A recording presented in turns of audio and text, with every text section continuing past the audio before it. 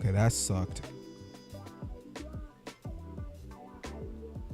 Why is it still on that string?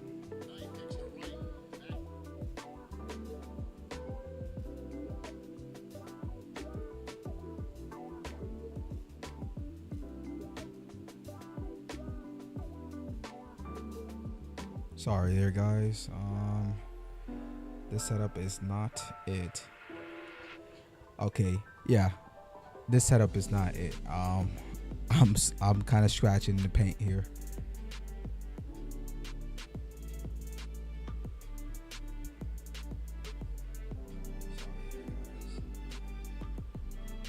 Okay, we're good. I don't know how that disconnected. I went over to try to reach for something in the other seat.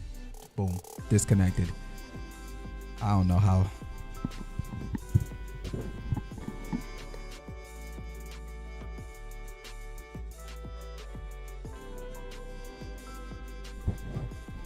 But anyways, we're not doing too bad here. We got Carmelo, 8 points, 3 rebounds, 1 assist. Be the worst record in the NBA last year, but and I'm trying to get him at least, a good hefty, maybe 25 the first game or something, and we'll keep improving. And it's Conley penetrating. Johnson outside. No good with the triple. Yo, but I gotta really learn his. Anthony with the block. Let's go. That's a block. Record it. Pass to Johnson. Lets it go with a 3. Another miss by Johnson. I really gotta learn. When you're a team like the Magic last season, trying to find an identity in a rebuilding year, you know, Steve, it can be hard to gel as a cohesive unit on the road. Well, the whole year it seemed like a lot of the team was trying to figure out the kind of the nuances of the team dynamics, of the talent of the new coaching staff. And it's frustrating when you're just getting beaten up every night. But you got to go through that to grow as a group. And hopefully this team can be a little better on the road this season. And here is Conley following the 3 from Bradley. Once again off the mark. Joe Johnson is not hitting a single shot. He's not hitting a single shot. Right back to the basics there, using the one-hand slam. I'll try one more time. Doesn't he make the basics look pretty exceptional? Yeah, he does. They look sweet when he does them. Well, he should stay with those basics in a tight ball game because we've got one here tonight. He's been wayward and just off on about everything he's put up in this period. You know, one part of Joe Johnson's game that tends to get overlooked, guys, is his ability to create space with the dribble. Hold on, maybe it's me, right? Because it can't be me. That ability makes him the potent scorer he is. Now here's Johnson after the miss from Bradley. Johnson attacking. Let's go. There's a nice one-handed slam. How about that? Breaking out the Statue of Liberty on that dunk. A nice way to pad that lead a little more. Yeah, you got that right. Let's see the stat sheet here on Michael Conley. Last year getting it done. 3rd in steals. And he also finished in the top 20 in assists. So this is a guy who really did a nice job of sharing the ball with his teammates. And you know, we rewinded and looked back at his number 3 ranking among steals leaders. I mean, you can see that he was a lockdown defender, and he was that way all season long, Steve. Good. And for Joe Johnson, as you mentioned, Clark, great size, and he's comfortable, truly, Steve, from shooting anywhere on the floor. Yeah, and whether it's a spot up or off the dribble, he can go either direction. He's so strong, excellent ball handling ability. But I think he could do a little more damage inside if he chose to. He's got the body to be a good post-up player. Here's Bradley. The Magic getting the bucket. And out of bounds as the Magic will gain possession. Well, that's inexcusable to throw a pass that far off the mark. Magic leading by 6. Johnson outside. A touch over 2.5 minutes of basketball played here in the 3rd quarter. Oh my! Rejected by Bradley. They said that was a rejection? Out of bounds. Magic ball as Orlando keeps possession. Let's take a look at the 2K leaderboard to find out who are the best shooters from behind the arc last season. You take a look at Ilyasova, dangerous player from three-point land, a great talent with a great release. One of the great things about the three-point shot is that it gives the fans an opportunity to anticipate it going down. And when this guy touched the ball, everybody thought it was going to be splash. His presence is very comforting for this team. He's kind of a fallback option for them anytime they need it. Taken away by Anthony. Anthony right side. Let's Goes go. straight through the defender for the dunk. Draws the foul. He'll go to the line. That's on Darren Williams. Boy, I love it. Active hands on the steal, active feet on the fast break. And Clark Power on the dunk. And guys, this is just too close of a game to be giving the ball up like that and then failing to get back in transition. Now here's Williams. Ilyasova dishes to Splitter. Can't get it to go. That's really too How easy a can you be a chance to three-point miss, shooter when guys. you He can't needs to hit a be single more three? aggressive and focused on his finishes. Johnson attacking. No good. Some solid defense from Thiago Splitter. His touch has disappeared on him this quarter. He just hasn't been able to get it going. Bradley He kicks got to no Williams. touch. And he gonna stop Williams gets a touching the screen ball if from you keep Splitter. missing. Double team on Williams. He feeds it to Ilyasova. Just 5 to shoot. To halt the run. Gets it to go. Ilyasova's got his second basket of the game. He is just so good from that range, guys. You know, never mind with the height advantage he had there. From deep, Johnson. That's good. And the Magic lead by 12. I'm sure that's a load off his mind after not hitting a single three-pointer in the first half. Double team on Williams. He passes to Ilyasova. Feeds to Splitter. And the rejection by Sanders. Anthony with it. 13 points in the game. Ball's knocked loose and stolen by Ilyasova. Marion against Johnson. Marion passes to Bradley.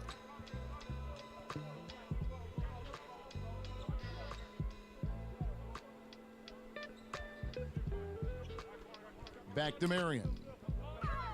Takes the turnaround J. Let's go. And the shot clock expires. 24-second violation.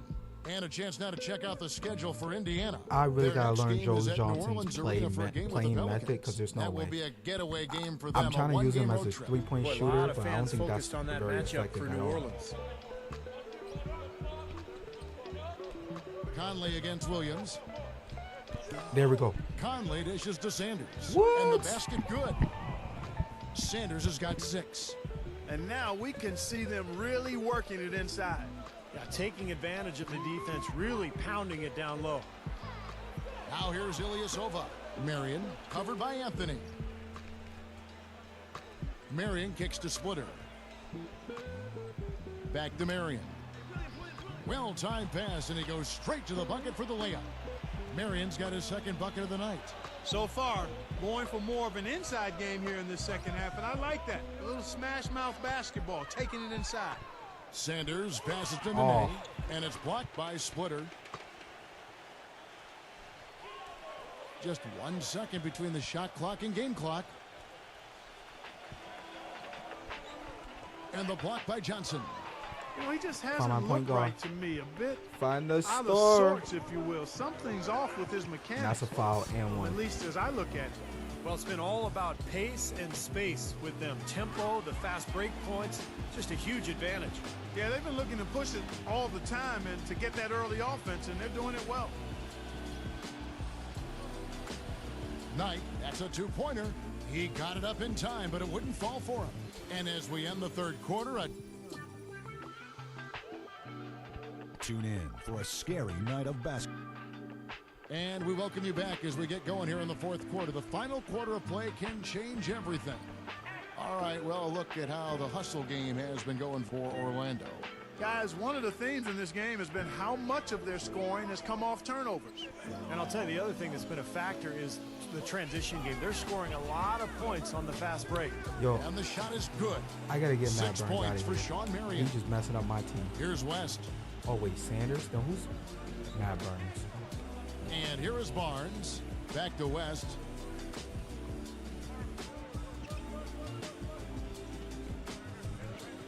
Young outside. To the paint. Oh, you know I'm gonna Sanders. eat. The pass to Caldwell Pope. Stolen by Waiters. Puts the lead pass in front of him. And Knight slams it in. That could give him a huge injection of energy, Clark. And Kevin, that's exactly what they need right now. They've got to close the gap. Forget about that for a second. How about the burst to the bucket for a point guard? Boy, he can power those down. Pacers trail by 11. Just over a minute played here in the fourth. From the arc. And again, it's the Pacers from deep. You know, he's knocking down his shots today, but it hasn't really translated to the scoreboard yet. Doris Burke has an update for us. Doris? Well, over that break, I listened in on what head coach for the Magic was getting across in the huddle. His message was this: all of us know these guys are capable of exploding and putting up points in a hurry, so I don't want to see anybody letting up until that final whistle blows. Guys, back to you. Here's what Orlando's going with right now. Nene, he's checked in for Young, and it's Johnson in for Caldwell Pope. Pretty much all of their buckets coming from inside the paint now. Yeah, that's 5 of their last 6 baskets inside the lane. They have really established themselves inside. You know, Darren Williams is so strong and so poised in the post. I'd like to see him down on the block a little bit more often. There are very few point guards in this league who really have the strength to deal with Williams in a post-up situation. Carmelo Anthony's checked in for Orlando. Now here's Anthony. Lets it go from 11. Pacers with the rebound. Marion's got 3 rebounds now in this one. Bradley, and he drops in the layup off the glass. And for Darren Williams, he is very versatile. Yeah, he can pass it, shoot it, drive it, kills you with the crossover, and he's got excellent size that allows him to back you down, too. He can put you in the washing machine and take you for a spin every now and then. And it's Conley penetrating. Johnson outside, 6 to shoot, but they'll get another chance. Nene. Johnson dishes to Sanders. Back to Johnson. Just a little under 2.5 minutes have passed now here in the fourth. It's stolen by Bradley. Now here's Bradley, the fast break opportunity. No dice from 9 feet out. Magic leading by 6. Here's Anthony. Nice concentration to hit the double clutch layup. He shot the ball exceptionally well as they've built this lead for themselves here. Time called here. Indiana decides to talk it over. You know, I think Carmelo is one of the great scorers in the NBA, but his three-point shooting has really been inconsistent over the course of his career. That's where he could make the most improvement. Shoots a low percentage out there, and I think settles too often for that three-point shot. He's so strong, I'd like to see him put the ball on the floor and get to the hole more often. Now here's Bradley. It's Williams with the drive, and a foul called on the shot. Got him on the way up that time, so he'll shoot 2 right here. And Steve, to go back to Anthony and his shooting stroke, he shot more threes last season than ever before. Clark over 6 a game. And so maybe as he emphasizes that part of his game a little more, he can get his percentage back up to the 40s like in 2011. If that happens, there's no question that makes him even more deadly as a scorer. Good point. And both free throws good for Williams. And at the free throw line, it's all about consistency with him. Same routine, same stroke. Conley into the lane. Outside Anthony. Pass to Sanders. He dishes it to Nene. Shot clock at 6. Backing him down is Johnson.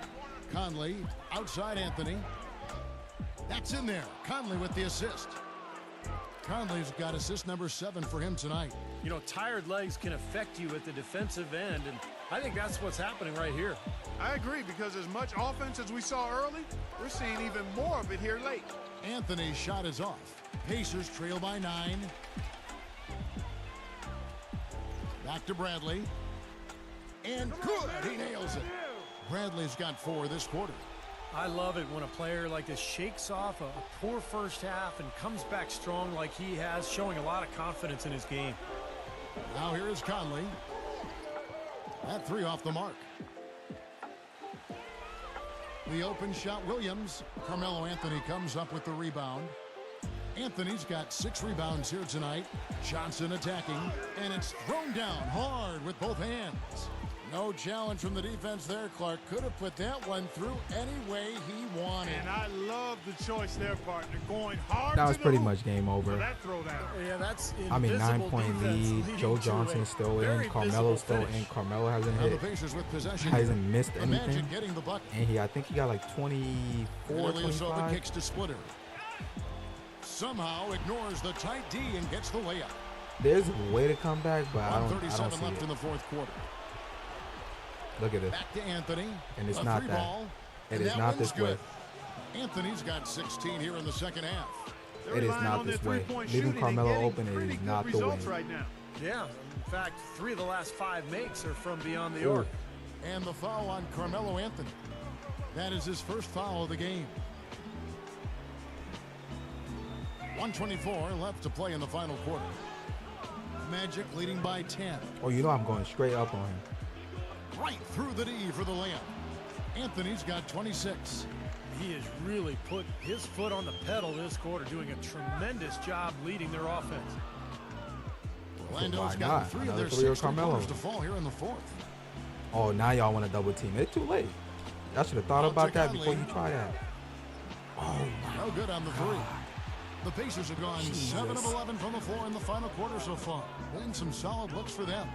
And I'll tell you what, this has been one ugly quarter oop, for him. somebody And messed it up. keeps getting uglier. I mean, his touch Somebody is basically messed up. gone AWOL. And the shot is good. You know, he's showing some kind of a killer instinct this quarter, trying to stretch this lead out. Double team on Williams. Stolen by Michael Conley. By himself. And it's Anthony with the jam. A serious game-clinching run. They've taken off here. Impressive. No backing off. What a surge at the right time. Now here's Bradley. Splitter passes to Marion. Dishes it to Bradley. He kicks to Splitter. Fades back. And the rejection by Sanders.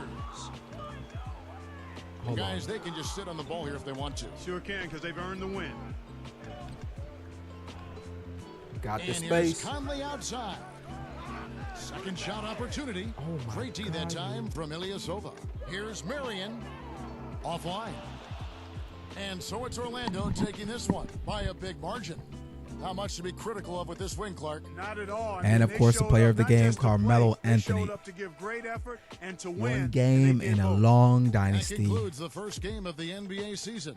So for Steve Kerr, Clark Kellogg, Doris Burke, and the rest of our terrific 2K Sports crew, this is Kevin Harlan saying so long. Thanks for joining us. Now it's time for the Jordan Player of the Game, Carmelo Anthony. I thought Gerald Green might have been the player of the game this time around, but nah.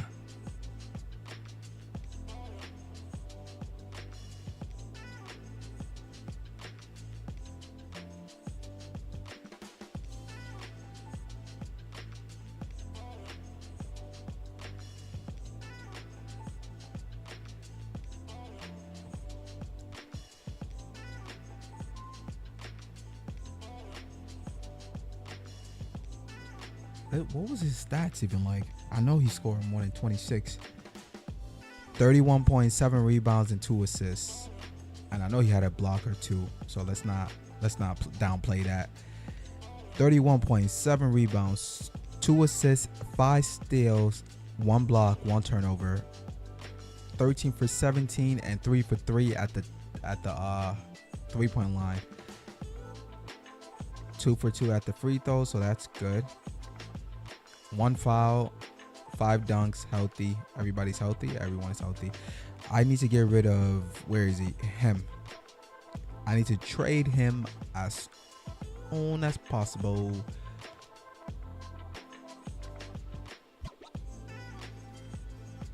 I don't need to trade him. I just got to find a way to have my... I mean, I do need to trade him, right? If I do need so let's say Matt Burns, I put him on the line right now. Like, yo, bro, you're on the line, dude. Get used to it. I need a decent center to be able to come in and fill that spot because this ain't working out.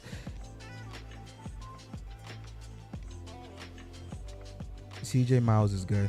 first round pick. I don't really need it from you guys. I don't really need it. I'm giving up Dre Crowder. He's a small forward though.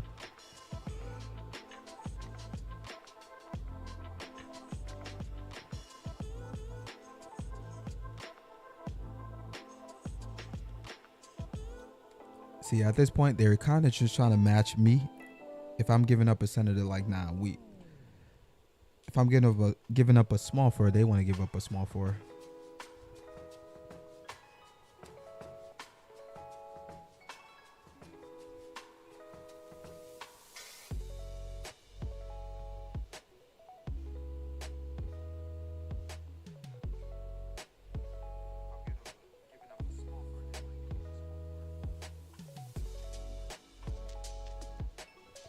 So what I'm gonna do here, hold on.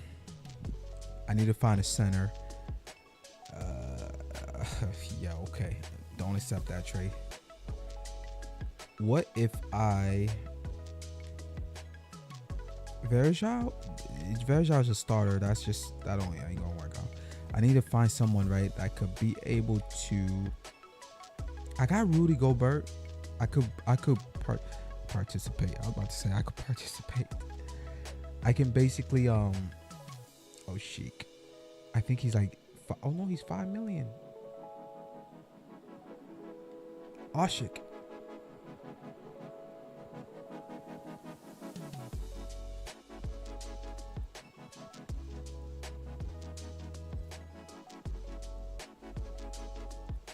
Two years for 20 million. That don't make sense. I think his first year is that's why it might be 2 years for 20 million. Yeah, he's like 10 million a piece, so that don't even work out. But I think I might just stick with Rudy Gobert and try to give up Matt Burns, because something's not working out. Oh, nope. I know. I'm stupid. I don't need Dennis Schroeder in, so what I'm gonna do is actually replace him in the lineup.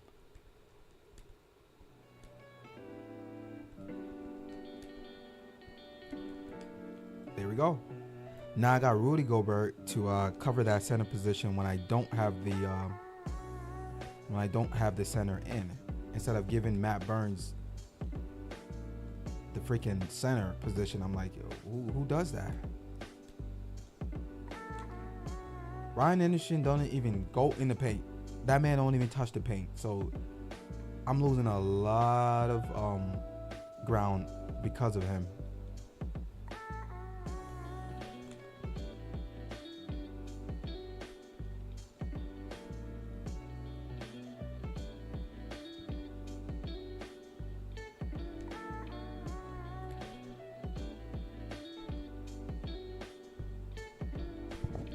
Game 2, I believe currently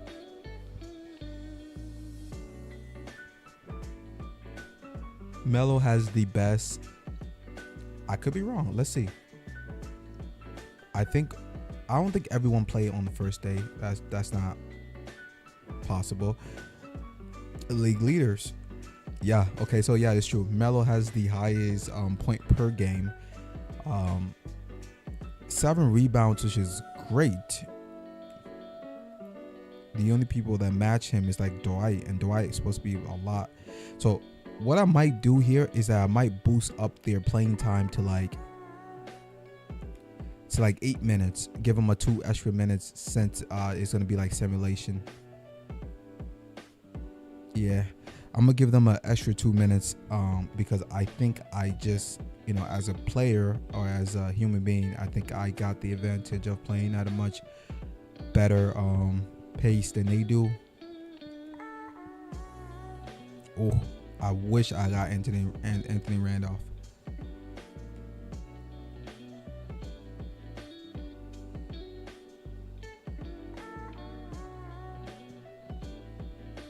Yeah, that's what I'm gonna do.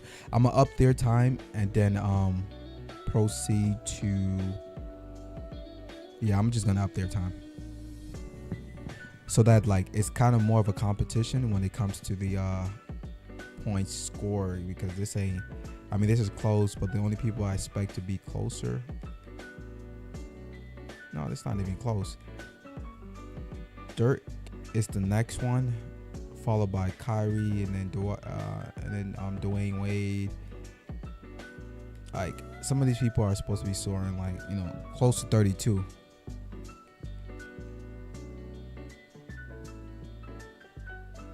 But not everybody played. It's not possible. There's no way LeBron played. Yeah, there's no way LeBron played, because LeBron would have probably had like 28, 27, somewhere around there. These are all the people that did not play yet. Maybe it's possible he did play. Maybe he just scored low. Let's see.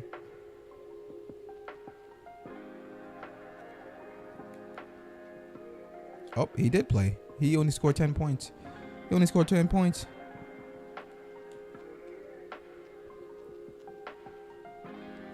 He had 19 minutes played, scored 10 points. Okay, it was just a bad game for him.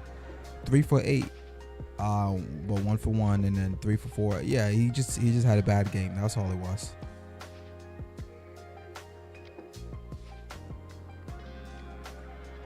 Yeah, we'll up his time.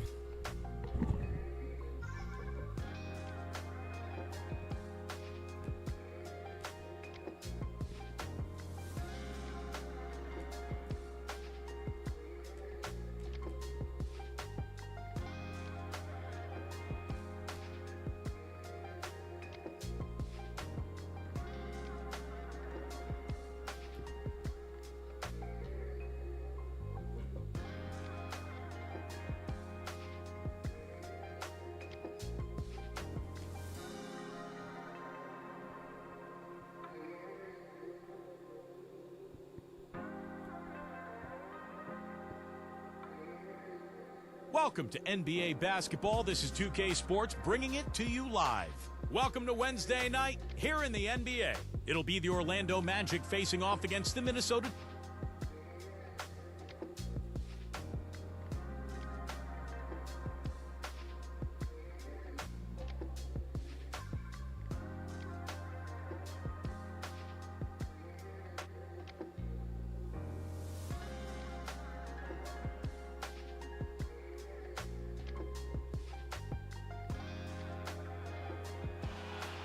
Hello, basketball fans. You've got it on 2K Sports as we get set to bring you an exciting NBA basketball game. This is Kevin Harlan with Steve Kerr and Clark Kellogg and our sideline reporter, Doris Burke. We've got a chance now for our starting lineups from point guard to center. This game should be a good one. And guys, what do you think we'll be seeing from Monte Ellis in this one? Well, Ellis is just a dynamic scorer, as we all know. A penetrator, a lane runner. He's a guy who can absorb contact in transition and still finish off plays. Just one of the best perimeter players that we have in this league. He really is. He's always been a great scorer. He's been asked to take a lot of big shots. That's nothing new for him to have the ball in his hands with the game on the line. You never know. We might see another game winner here tonight. I honestly would like to have Monte Ellis in my team, but I'm probably going to stick with Joe Johnson. To play Orlando this season. Home court advantage played a part in last year's season series. Each team took their home game in a 1-1 split. This might not be a marquee matchup by NBA standards, but it holds, I think, a little bit of appeal. They split this season series a year ago. He is just so good from that range, guys. You know, never mind with the height advantage he had there. Nene dishes to Johnson. Out to Conley. Off target from three-point range.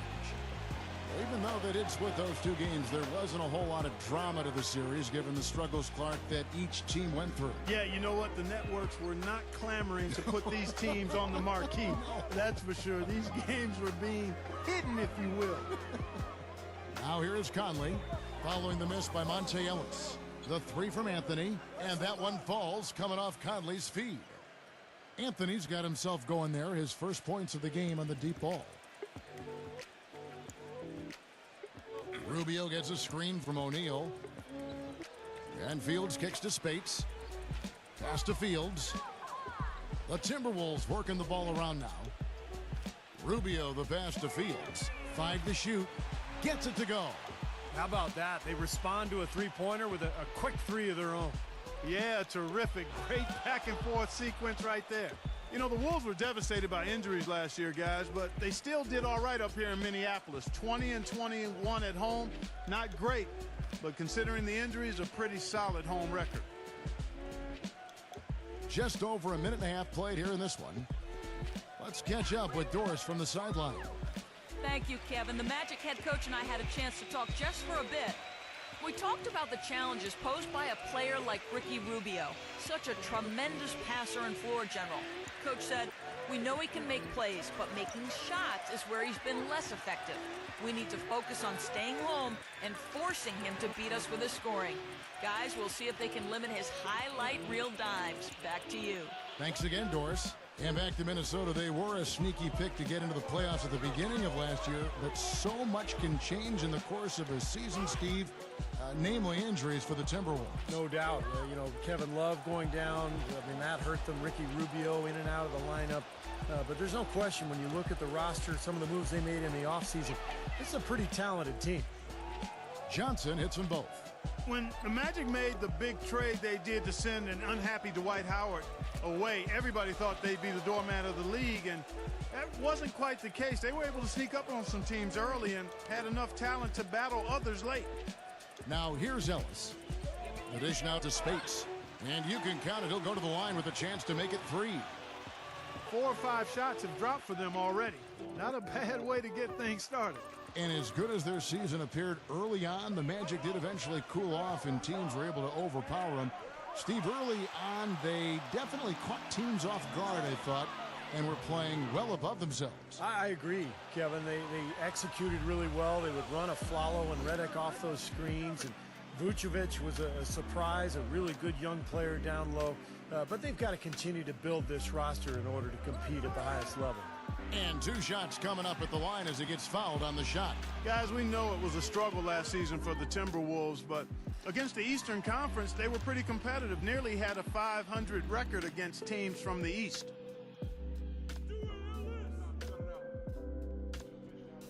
Both good from the line that time. Well, back to the Timberwolves, that's a marked improvement over how they've done, Steve, over the past few seasons. Yeah, the last few years, that's easily the best winning percentage the Wolves have had against the Eastern Conference. And they won't want to take much from last season to this one, but maybe that's something at least they can carry over and try to build on. The Magic making a switch here.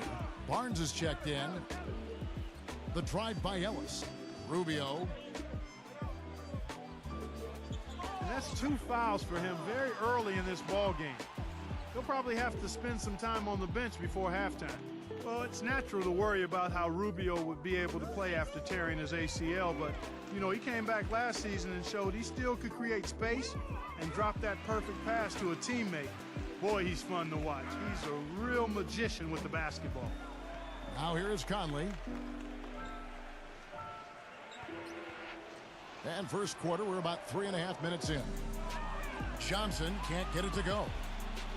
Minnesota leading by 6. Clark, you talked about the impressive recovery of Ricky Rubio, the knee injury. Steve came back better than ever. Yeah, well, being young helps for sure. The recovery period happens a little quicker. But I think it also showed his great work ethic. He really attacked his rehab, and I think that bodes well for his future development of his game also. Well, I think the defense got lucky right there. I mean, he's going to make a lot more of those than he misses when he's got that much room.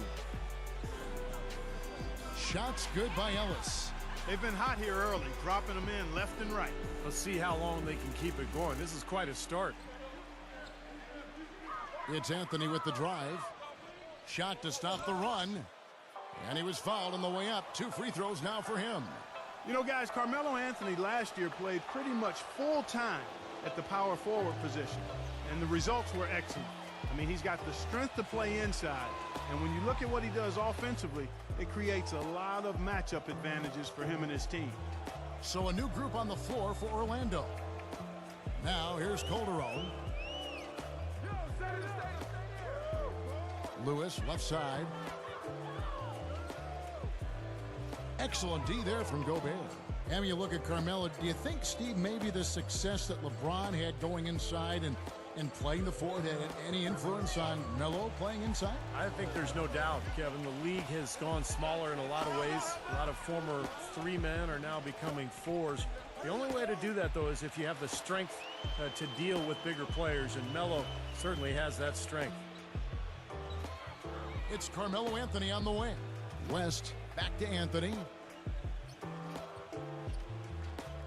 And a moment to look at the scoring approach in terms of where the points are coming from for the Timberwolves. Well, I like the fact they've already been getting a lot of high-quality shots in the paint. Well, the other thing I like is defensively they're causing turnovers, and that's allowing them to get into transition. You know, there was a lot of talk about the Magic not getting equal value when they traded Dwight Howard to the Lakers before last season, but you take a look at how both teams started, the Lakers and the Magic, and for a time there, the Magic had a better record early in the season than the Lakers. So I think it worked out okay for the Magic. West dishes to Carmelo. Anthony left side. Clock at 6. Barnes. The three. The shot by Anthony, no good. Well, Clark, like you said, hard to believe, but it's true. The Magic did have a better record than the Lakers for the early part of the season. But that was mostly due to a surprise down year from the Lakers, Steve, and a hot start for Orlando.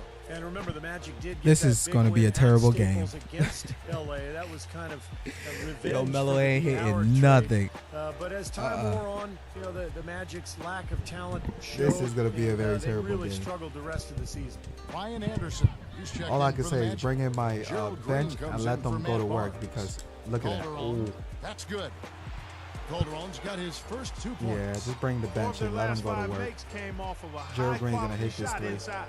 Yeah, that's textbook Yep. basketball. Just having their way down Hold low. on. Give me a second here. It's There we West go. with the drive. Takes a three. Oh, my God. Green, no luck. From deep If he hits three-point that- range, oh, my God. DeRozan's shot is good. DeRozan's got 6 points. Domination in the first quarter. It's been pretty lopsided. Timberwolves lead by 14. And the second quarter will get underway just after this short break. I don't know. They might get me on this one.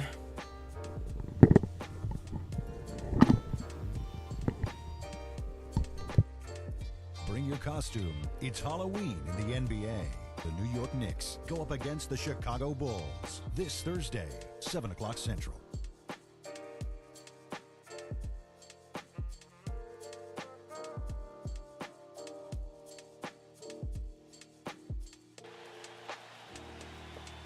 Welcome back, folks. We'll see if we're in store for a more tightly contested quarter as we move here into the second.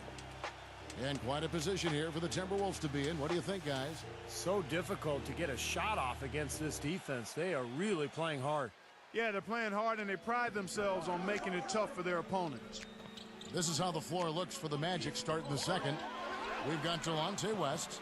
Rudy Gobert is out there with Ryan Anderson. Then there's Gerald Green, and it's Caldwell Pope in at the shooting guard position. Now let's go to Doris Burke. Doris? Guys, Brazilian big man Nene has dealt with extensive injuries over his career. Last season, he managed to play 61 games between plantar fasciitis and soreness in his right knee. Nene said the pain was so tough, he considered retiring. He hopes this season he's able to play without being in constant pain. Kevin, back to you. All right, Doris, thanks. Nene, he's checked in for the Magic. He kicks to DeRozan. Outlaw for three. And the rebound goes to Nene. You know, one of the things you look at in winning basketball games in the NBA is getting to the free throw line. You always want to be able to do that. Nene knows how to get there, but he's never really been able to make the most of it because he's not a good foul shooter. And DeRozan, here we go. Well, he's one of the most explosive finishers in the game. Guys, 6'7", great leaping ability, and can really run the wing in transition. Yeah, and a strong frame too, Steve. He can throw it down with the best of them.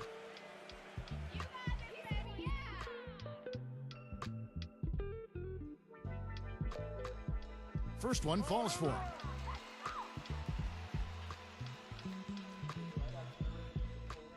Both free throws good from DeRozan. And we're starting the second quarter, about a minute gone. Outside, Green. Lets a floater go. It's good, and he drew contact on the shot, so he will go to the line. A three-point play chance here. And Clark, you mentioned the foul shooting for Nene for his career, right about 68% from the charity stripe, Steve. Nothing that, I mean, it's not horrible, but it'd be great if he could improve on it. Well, he did improve a little bit last year, got to 73%. So we'll see if he can continue that trend and become a more consistent shooter from the line. Outside, Green. A minute and a half gone here in the second quarter. Uses the glass to finish the layup. Green's got 4 points. I think Gerald Green's going to bring me back. Perseverance paying off on the offensive boards, guys. For the Orlando Magic, they come in off a good outing against the Indiana Pacers. And a very confident performance offensively, I think, guys, is really how this team clicks. I mean, when they're communicating and executing, sharing the ball, they're tough to beat. And, Steve, you got to love that kind of performance on the road. I mean, to be a great team in the NBA, you have to be able to have that kind of performance in the other team's building. Really solid. Jermaine O'Neal is checked in for Minnesota. So Orlando going with an almost entirely new group here. Larry Sanders is checked in for Anderson. Anthony comes in for Gerald Green. Joe Johnson, he's checked in for Caldwell Pope. And it's Conley in for Delonte West. Oh, yeah, he had not established position. You know, I prefer the refs to whistle with a block when in doubt. I thought that was a good call there. Here's Anthony. And the shot falls short this time. Minnesota leading by 12. Outlaw kicks to Calderon. Timberwolves passing it around. Outlaw, the pass to Jones. He feeds it to Outlaw. Back to Jones. Pass to Calderon. 6 on the shot clock. Into O'Neal. Can't hit. And Orlando will come the other way. Following this one, they get to host the Pelicans. That'll be the first of 4 played at home for them. Yeah, I'll be looking forward to seeing how that New Orleans game turns out for sure. And that's like a layup for him. He's just wide open out there. Minnesota's gone 3 of 4 from long range in the game. Calderon kicks to Jones. Mar DeRozan on the wing. Back to Jones. Dishes to Calderon. The feed to O'Neal. He passes it to Outlaw.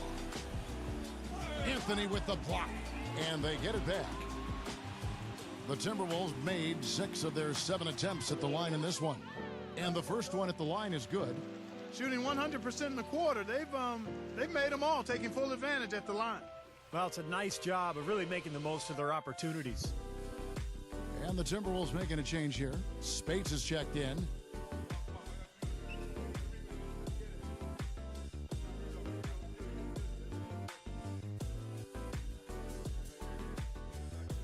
O'Neal hits them both. After 17 years in the NBA, Jermaine O'Neal is still going. It's easy to forget he was once an all-star franchise big man for the Indiana Pacers. Jermaine could do it all. He could score it in the low post, could make the mid-range jumper, and also was a force defensively. But even though he's not at that level now, he can still help you as a quality rotation big man. Feeds it to Carmelo. What a smooth finish. Well, he's certainly the one they want on the end of those breaks. He always finishes strong. Here's Outlaw. And that one is good with the extra effort on the glass. You got to put bodies on the glass right there. They just are not getting it done on the boards. Yeah, they've got to do a much better job of going harder than that to the glass. And for O'Neal, at one time, a 24-point per game score. Now his role is all about defense, blocking shots and clogging the lane. Yeah, he's 6'11", 250 with a great knowledge of the NBA and how to defend and scouting reports of every player in the league. Very savvy veteran play. Here's Sanders.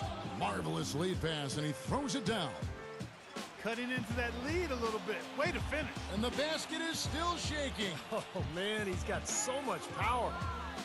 DeRozan dishes to Calderon. Leads him in there. Outlaw with the bucket. Outlaw's got 6 here in this quarter. He didn't get off to much of a start early on, but he seems to have shaken off the rust here in the quarter. Being able to get points off your defense is one way to get easy scores in the NBA. Orlando really struggled in that capacity. Just didn't have the speed, quickness, tenacity on the perimeter to force those kinds of turnovers. And Orlando making a change here. Timberwolves leading by 11. Rubio with it. Conley picks him up. Fields the pass to Ellis. And the rejection by Sanders. Anthony with it, now guarded by Fields. Anthony kicks to Sanders, and the shot is good. Sanders has got 8. And you look at the Magic's offensive rankings from a season ago, Steve, they could have used all those easy buckets off steals in a big way. Well, they would end up second to last in the league in terms of steals per game. And you take into account the fact that they didn't play with much pace. They didn't get easy baskets. It's all tied together. You want easy buckets, you've got to force turnovers.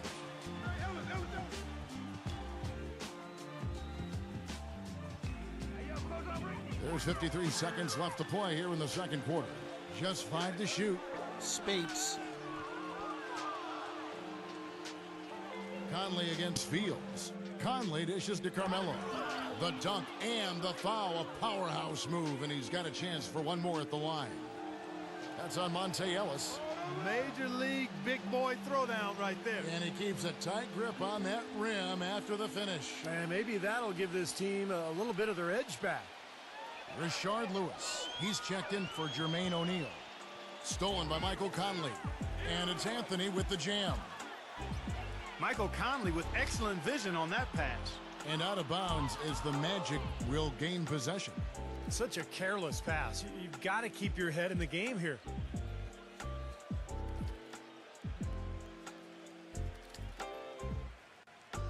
The Magic trail by 4. And here's Anthony for 3. That's good. Anthony's got 20. That's number 2 for him from long range in this quarter, his 3rd overall. And Barnes comes to help. Just 2 seconds between shot clock and game clock. Conley, and we're going to have a jump ball. It's tied up there.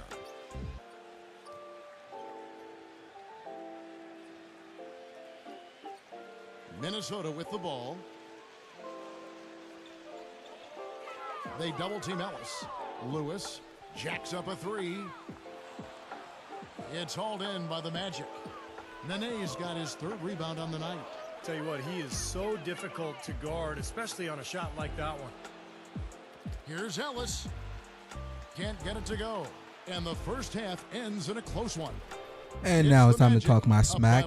I finally got the lead. Ready now for the Sprint halftime show. Thanks with to Damon Carmelo. Bruce. The second half will be coming up right after that. I was a little bit hesitant. I thought I was gonna be trolling until the fourth quarter. Brought to you by Sprint. What can I say when you got Carmelo? You know. And it's been a tight matchup in Minnesota as we bring you the halftime report. The Magic giving it everything they've got. They might be picked as the favorites, but they got a game on their hands, no question. An all-round great effort by Carmelo Anthony. He's picked up 22 points and has looked very good defensively, playing hard-nosed ball out there. Meanwhile, the Timberwolves not to be outdone. Outstanding bench production. They've gotten a very nice lift, and that's made a huge difference for them on the scoreboard. For the Pistons, a closely contested game against the Washington Wizards. A tie game in quarter number 2 out there. And another game going on for the 76ers in Philadelphia. They got a tight one going on against Miami. We're all tied up in the 3rd. And here's a look at the other NBA action from around the league. The Boston Celtics are trailing the Raptors out in Toronto. Trying to pull their way back in. They're down by 9 in the 3rd quarter. Now let's head back out to the start of the second half. Kevin Harlan, Steve Kerr, Clark Kellogg, and Doris Burke take it away. The Sprint Halftime Report, presented by Sprint. And it's been a back-and-forth game so far with no ground given through the first half. 3rd quarter starting here now. Melo having a terrific game. 22 points, and the three-pointers have been dropping for him. He's got 3 of them. Well, as long as he's continuing to make them, I think they should make him more of a focal point of this offense.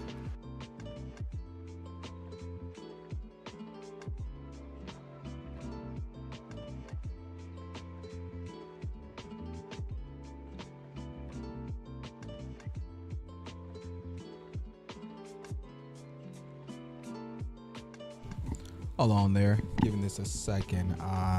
Seemed like some loading problem.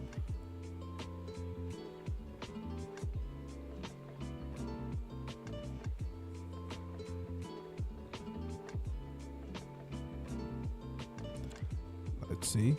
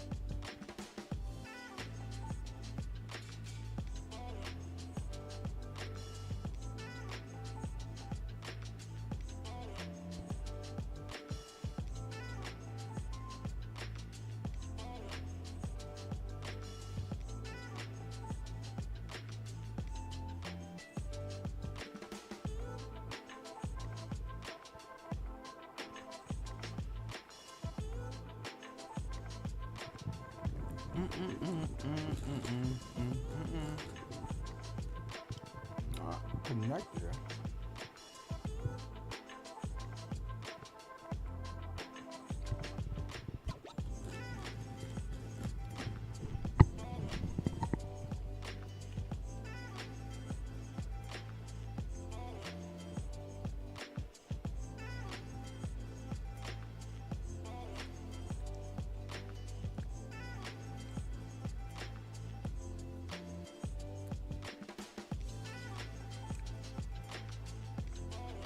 Give me a second here. Is it not sending enough data? What's going on?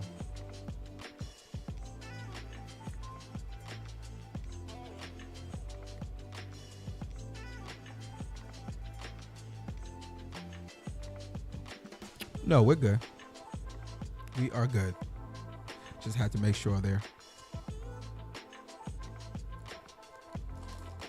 All right, let's watch these bums.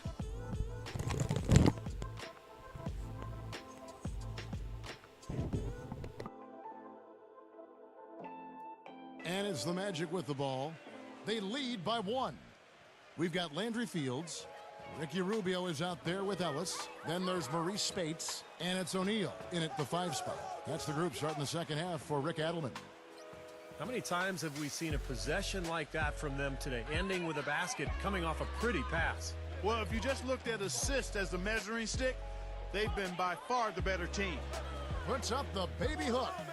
Gets it to go. Here's Conley.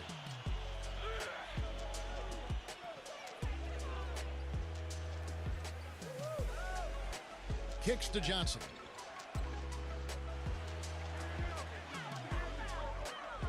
Shot from free throw range. Off the left rim and out. Minnesota's gone 3 of 6 tonight when they've let it fly from downtown. And it's Rubio penetrating. Goes up the baseline. Can't get it to go. Good work defensively by Conley. Well, back when Monte Ellis entered the league with the Warriors, he showed promise as the rare guard who could shoot up near 50% from the floor, but he's seen his field goal and three-point percentages tumble for 3 years straight. Rubio the pass to Ellis. Fields. O'Neal a screen on Anthony. Ellis off a pick from Spates. Ellis kicks to Rubio. Rejected by Sanders. Deflects the pass. Stolen by Ellis. A floater. That is good. Ellis has got 6. Going back to Ellis, so quick and athletic, he's able to create his own shot pretty much at will. Yeah, great touch around the rim. Really wants to go right. That's his preferred direction. If you let him get ahead of steam going to his right, he can really finish well, especially for a smaller guard at the rim. The Magic have gone 2 of 3 from the field to start the second half. And it's Conley penetrating. Kicks it out to Johnson. There's the 3. Goes back up. And it's Nene getting it to go in. And the Magic lead by 4. Well, we've seen that more than a few times. An easy bucket in the lane. Yeah, the interior defense simply has been lifeless. Timeout called, first of the game for Minnesota. Well, Nene had always been up in the mid-50s when it came to field goal percentage, but last season that just didn't happen. He still put up the same amount of shots, but his efficiency went way down compared to past seasons. And that is good. And that's now 8 points for Monte Ellis. No matter what they've tried, the D just has not been able to deny them the ball in the paint. That's been so critical, Clark, because whenever they have gotten the ball into the paint, it's resulted in points, it seems like. Boy, the D has to show a little more fight on the interior than they did on that trip. They've got a battle inside. Well, this game has been tough, Clark. I mean, they're getting after it, and I think they're starting to run a little bit low on energy, possibly. Orlando grabs the miss. Nene's got 6 rebounds now in the game. And going back to Nene last season, the second worst field goal percentage of his career. Fortunately, he did improve in other areas. Best season ever in terms of assists and free throw shooting. Rashard Lewis, he's checked in for the Timberwolves. Rubio dishes to Ellis. It's stolen by Johnson. The finish, rips down the breakaway slam. Textbook example there of how to use defense to create offense. Yeah, beautiful transition play after the steal all the way to the basket. Wasted no time going from defense to offense. It feels like they're starting to pick up the intensity as the game itself starts to get a little more tight and close. And the Timberwolves making a change here. Anderson's checked in. Anthony on the double team. Rubio with it. Conley picks him up. And Fields kicks to Rubio. Timberwolves passing it around. Down to 5 on the shot clock. They get the rebound. Here's Fields, and fouled hard that time. He'll get to the line and shoot 2. That one's on Anthony. And no question, he got bumped on that shot. Definitely no room for discussion on that one. The Timberwolves have knocked down 8 of 9 free throw attempts. I'd say those numbers read pretty well. Well, last year collectively, I mean, this team shot 74% from the free throw line. Pretty low number. And, you know, whenever they get into a stretch where it looked like maybe they would turn it around at the line, they would immediately take a step back. Yeah, you know, the one thing that Melo has never had a problem with is finding his own shot. And that's such a luxury to have late in games when the defense really tightens up. You can get him the ball, and he'll create something, either an open look, a drive to the hole, or get himself to the foul line. And that isn't the end of it there either. I mean, even if you stick with Melo and get a hand in his face, a lot of times it doesn't faze him. You might as well not even bother the way he finishes with defenders in his grill. I mean, he's got excellent concentration shooting the ball. If he can improve on what's been a shaky day for him thus far, they could stretch this lead out. And it's Rubio penetrating. Ellis can't get that one to fall either. This quarter has not been his best. The defense may be starting to affect him a little bit. Here's Johnson. Rubio with the rebound. Rubio's got 3 rebounds now in this one. Ellis can't get it to go. It just hasn't been a very good day for him, guys. They need him to start burying some of those. And it's Anthony with the jam.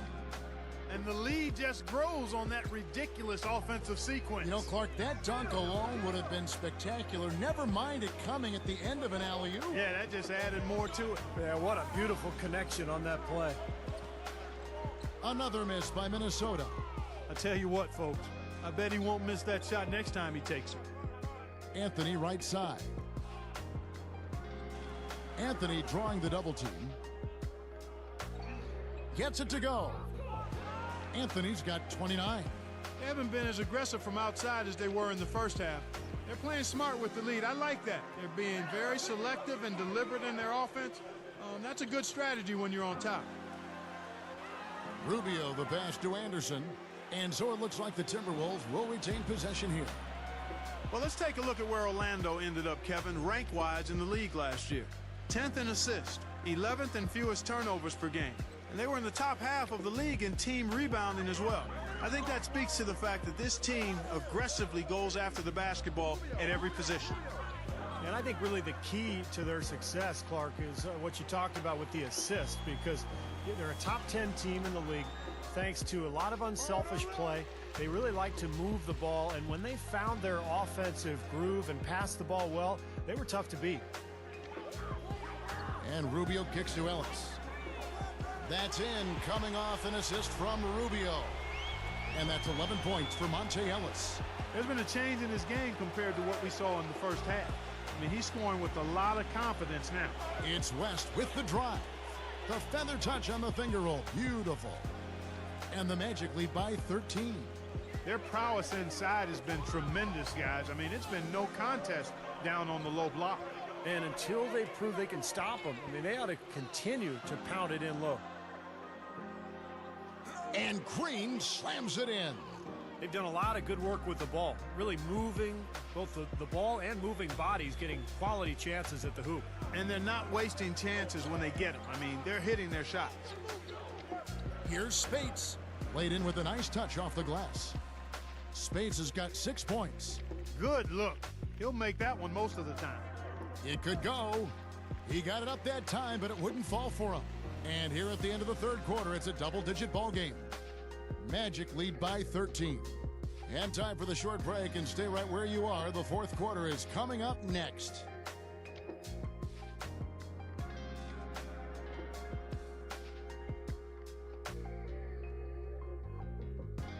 It's a Halloween broadcast of the NBA. The Golden State Warriors go up against the Los Angeles Clippers this Thursday, 10:30 p.m. Eastern, 7:30 Pacific.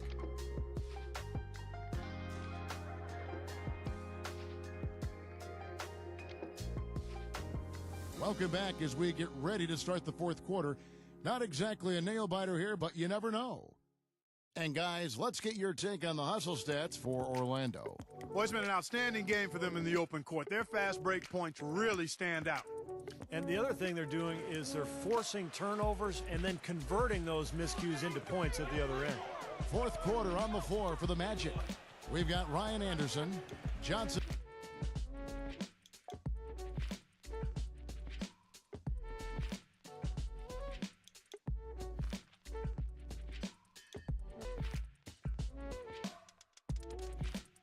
Is out there with Conley. Then it's Sanders, and it's Young in at the 3 spot. And they've got a big lead, not just on the scoreboard, but in the rebounding department too, Clark. Yeah, it's been a really gritty performance. They'll have some bruises to show for it, but that's the way it should be. You should feel that you've competed when you do that work inside. Timberwolves trail by 13. Fields dishes to Ellis. No good. Good work defensively by Johnson. Conley up top, covered by Rubio. Johnson can't get it to go. Minnesota shooting 40% from the field. Pass to O'Neal. He dishes it to Ellis. Nice ball movement by Minnesota. Oh, trying for it. Rubio, Sanders covering. And O'Neal gets it to go. A little over a minute of the fourth quarter gone right now. Conley into the lane. Anderson. Johnson for 3. Count the bucket. And the Magic lead by 14.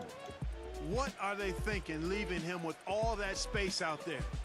Do they not know? Have they not heard that this guy is unbelievable? That's a layup for him. Doris Burke has an update for us. Doris? Yes, Kevin, during that last break, I heard Rick Adelman as he addressed his team. He doesn't think they've been giving it their all, saying they've been quicker to rebounds, to every loose ball. We gotta wake up. The game's slipping away, and we're letting it happen. We have got to take control of this thing. We'll see if he lit a fire under him, guys. They get it back. It's Fields outside. Good on the shot. Orlando leading by 11. Conley with it. We're about 2 minutes into the fourth quarter in this one. The pass to Johnson. Just 5 on the clock.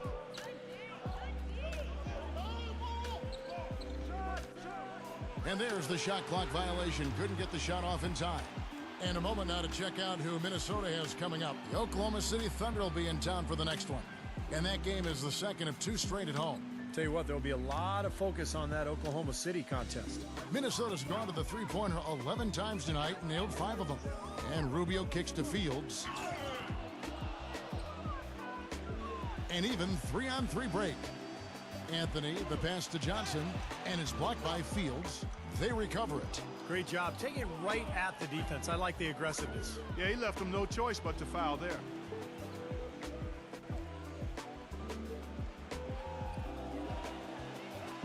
And he makes the first. And in the 2011-2012 season, Melo had a down year from behind the arc. Shot a career low, but he bounced back last year, guys. Definitely made him a more dynamic offensive threat, knocking down threes at a much better clip. DeRozan, he's guarded by Johnson. Spates, and the officials whistle a foul on the shot. The bucket's good. He'll go to the line. And for Carmelo Anthony last season, by far a career high in three-pointers attempted. Well, he's capable of making shots from out there for sure. This was really a big part of the strategy for the Knicks offense. They wanted to spread the floor with him at that power forward spot. And if he had a bigger player guarding him, he could either take him outside for those threes or use his quickness to go right around him. And that's out of bounds. Minnesota will retain possession. And upcoming the schedule for the Orlando Magic. Following this one, they get to host the Pelicans. And that game will kick off a 4-game homestand.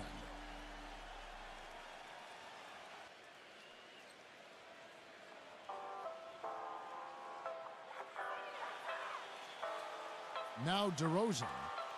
Pass to Fields. The dish to DeRozan. Shot clock at 6. Misses the 3. And in the paint, they have really shown some strength. Their work on the boards has been phenomenal. Yeah, I'd certainly call it a mismatch, Steve, at least for today. And it looks to me like he still has some of the shooting touch that he displayed in the first. Rubio dishes to Fields. DeMar DeRozan on the wing. Knocks down the 3-ball. Well, I'm not necessarily a big fan of him shooting that shot, but they did give him the space.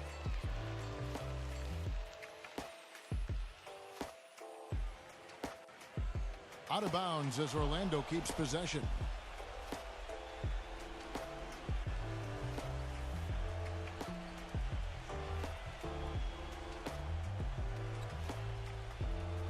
A bit under 3.5 minutes have passed here in the fourth. Here's Sanders, powered down with both hands. I think they gave him a little too much room there. I mean, that was all he needed to rise up and punch that one down. Yeah, he's going to jump at those chances, guys. Yeah, that's what he does. He is a high flyer. And it's DeRozan missing. He's going to play his way right onto the bench and out of the game if he continues to shoot it like he has so far in this quarter. Rubio outside. He kicks it to Fields. Rubio. Fields with the screen for Rubio. He feeds it to O'Neal. Back to Rubio. In low to Spates. That's good. It's Rubio with the assist. Rubio's got 3 assists in the game. His shooting has been so good today. He may have to take it upon himself to try to get his club out of this hole. Anthony drawing the double team. And it's Conley penetrating. Nene guarded by Spates. DeRozan against Johnson. Shot clock at 5. And the shot clock expires. 24-second violation. The Timberwolves making a switch here. Ellis is checked in. There's 1:26 left in the game. Passes to O'Neal. Dishes it to Fields. The feed now to Ellis. They double team Ellis. Just 3 to shoot. O'Neal kicks to Ellis. And it's Orlando with the rebound. The biggest lead of the game, 15 points. And that's pretty much how this game has gone. They've controlled the boards and looked to come away with the win right here. Boy, they're extending their lead. It kind of feels like they're just piling on here as we come to an end. Well, hey, let's just call it what it is. They are trying to run it up on them. Feeds to Carmelo. Tries to keep it alive. Out of bounds as Orlando keeps possession. So a new group on the floor for Orlando.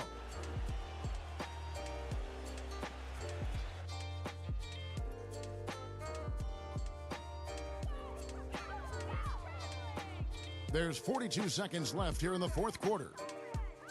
West passes to Caldwell Pope. Kicks it to Green. 6 to shoot. Gets the three-pointer to fall. And the Magic lead by 14. Well, guys, tonight they came in here and really dictated the terms of the engagement, which is very difficult to do as the visitors. You're right. That's not usually the way things work in the NBA. It's a great win, and no question, it's going to be a happy plane ride out of here. And it's Green slamming it down. Well, that puts the nail in the coffin. A clinic in terms of how to play with the lead right there. Calderon kicks to Anderson. And that's out of bounds. Minnesota will retain possession.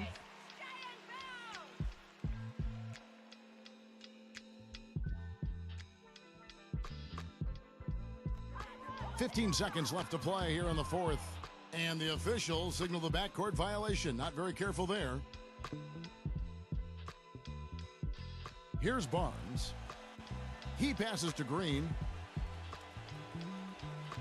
Takes the three. Minnesota with the rebound. It's stolen by Gobert. And so it's Orlando taking this one by a big margin. Not much to be critical of. And after it's all been They said showed up not and just to play. done, They showed up to that's give the second great one. effort and to win. And they talking about that, I need to do a couple of things, but I'm putting it off because I don't feel like doing it. Hold on, let's go back to the Bay page. I don't feel like doing it. I want to, but I don't feel like doing it. 36, 8, and 4.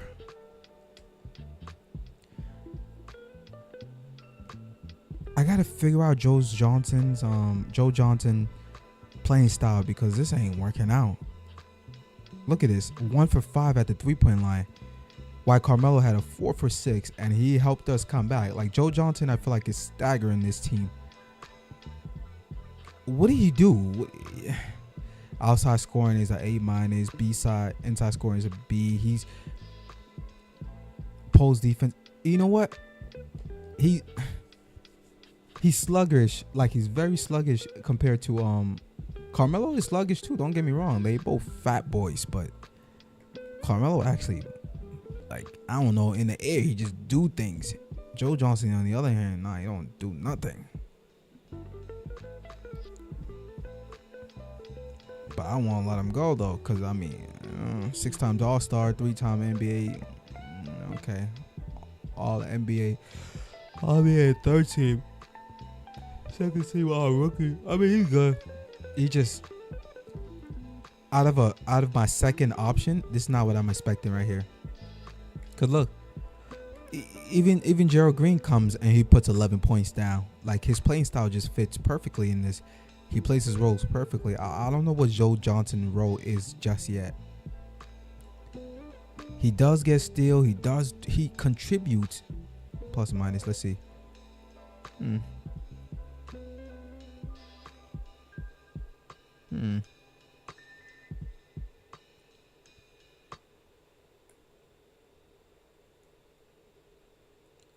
Like he does contribute.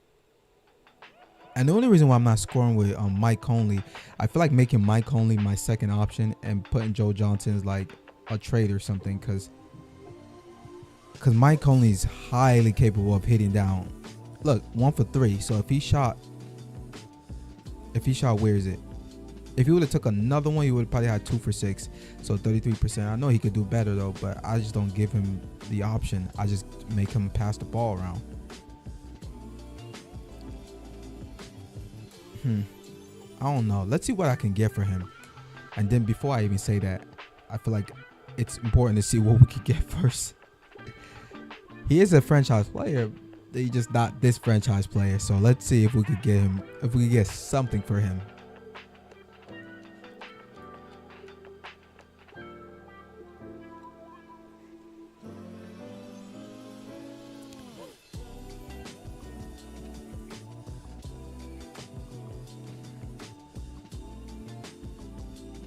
Okay, how is this gonna work out? Hold on, let me see. Please don't freeze. Please don't do nothing. I just need a quick moment to grab something. Please don't freak out. Don't disconnect. Give me a quick second.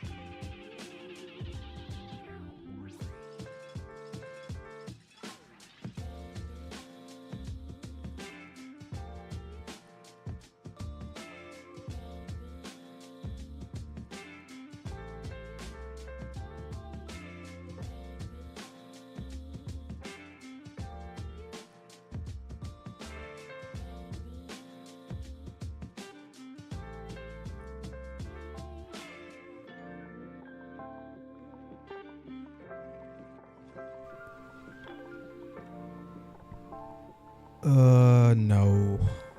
I mean, though, although a young Aaron Afalo, Afalo, I think that's his name is, but I don't know. I could be wrong. Afalo? I don't know. Amari Stoudemire would be a great addition to the team, but not really, though, because my bigs already handled things down there. I mean, who would I actually replace him for? Nene do an excellent job. Larry Sanders do an excellent job. So maybe Nene, but 2 years and $45 million. That's roughly what? Almost. What's that? 22 point something. 22.7, roughly. I think 22.7 point. It's too much money. It's too much. Paul Gasol, same thing. I don't need a big. I kind of need a shooting guard who could hold it down. Victor Oladipo, amazing, but nah. He's young. He will be a great addition. I don't need a spotter shooter. I need what Joe Johnson could provide, but he's too slow. He is not hitting his threes. And we don't do that over here. We don't do that. No. Hold on. Let me see something. If I give up Joe Johnson and let's say, we're not giving up the Grizzlies 2 second-round picks, what are you guys offering on the table? Steven Jackson, nope. Here's the reason why I wouldn't take DeMar DeRozan over Joe Johnson. Even though next year DeMar will be better than Joe Johnson, I think he'll be like an 83 or something like that. Just due to development, developing. He will be a higher rank than Joe. Sorry, he'll be a higher rank than Joe Johnson. But the problem with this is that, oh geez, this is actually a good trade. Not really. I like Delonte West over Jose. I do. I think Delonte West is a little bit better than Jose. Not technically speaking, not stats wise, I don't think so. But just playing style doesn't fit in. DeMar DeRozan fits perfectly in the system, but the thing is, he's worse at the 3-point line than Joe Johnson is. So he can't provide that what I need. He's shorter too. The only thing he got over him is that he's faster, he's younger, and he's a hell of a dunker. Like, he's just an alley-oop, but I can't really rely on him at all, not to even be a third option compared to Joe Johnson. I would rather keep Joe Johnson. Again, DeMar DeRozan shooting is something you could work on, but I don't really like. I don't have time for that. So we're not doing that. Although this trade will be a hell of a plus to the team.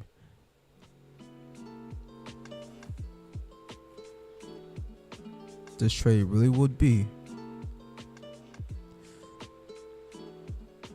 Nah, it wouldn't be. I'm sticking with Joe Johnson all the way through.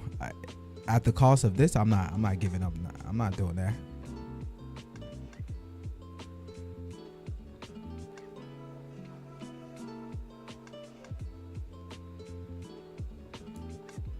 I don't even know what Grizzlies even got to even be like. I mean, I guess if I'm gonna go with a spot up shooter, I'm gonna go with Jason Terry. And I get Tayshaun Prince. Well, that's a hell of a trade. Not really, again, because Jason Terry might retire next year. Tayshaun Prince goes down to almost a 70. Nick Young, he stays about the same. Joe Johnson, I think he stays about the same. But I could lose I could lose one player, and I think Jason Terry does retire at the end of this year. Like, you're rolling the dice on that one. Tayshaun Prince, he don't develop. I'll tell you that much. At 33 years old, you kind of go down. Amari Stoudemire, I do appreciate this trade, but no, thank you. I'm not looking for a. I guess Trevor Ariza. I guess Trevor is a better option here. Yeah, I guess Trevor is a better option there, to be honest. In my opinion, I think I would trade for Trevor. But I would be giving up way too much for Trevor. Like I'm looking at this, right? I'm like, okay, 28 years old, 78. He can still develop. He's only on a 1-year contract. Joe Johnson's on a 3-year contract, but with $5 more million. Not even 5 more. Am I crazy? Joe Johnson's like a 21 million. 23. He's like a 23 million. But to give him my first round pick of the Grizzlies and a second round for Trevor, I like Trevor playing style. I do. He could be the third option I'm looking for, where he's able. I'm thinking that I like to re-sign. Okay, so he's extremely loyal, so I know I can re-sign him. I know I'll have him for next year. Outside scoring, inside scoring. Nah, his game really just comes from athleticism and like, I guess inside, like, I don't know, perimeter defense. He still brings the same thing Joe Johnson brings, but let's see something. His shots from corner at a high clip, intensive. Okay, so he's a defensive head and also he's a shooter. But that's what they say about Joe Johnson. I don't know. I just don't know here.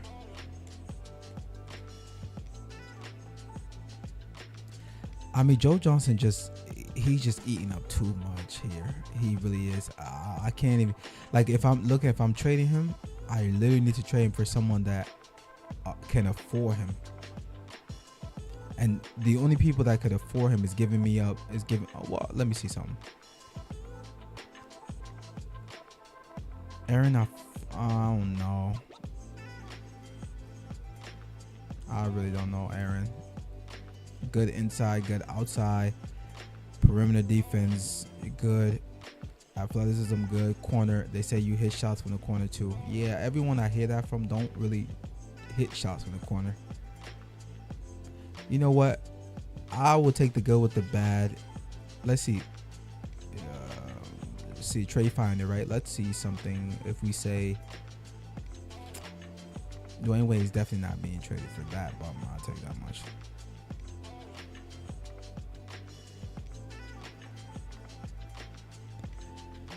Kevin Martin.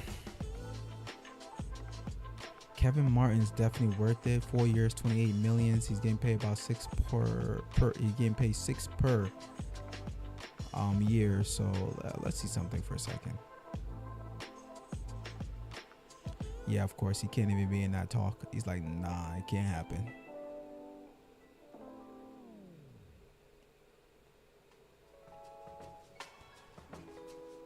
Jordan Crawford. Okay. See, I would rather have Amon, but there's a problem with that.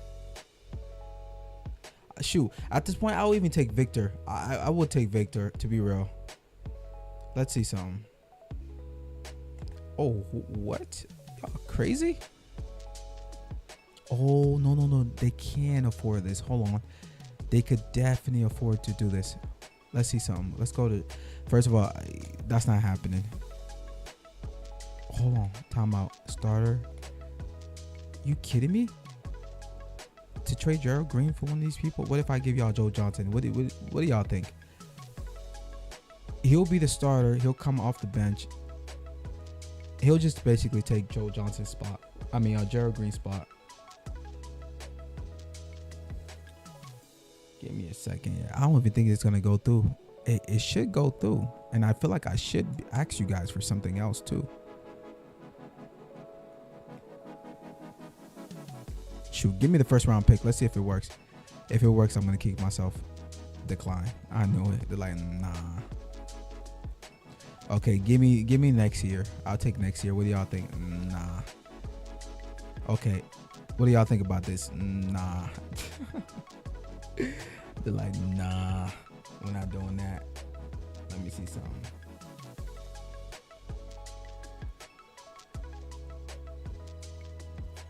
If you give me a second.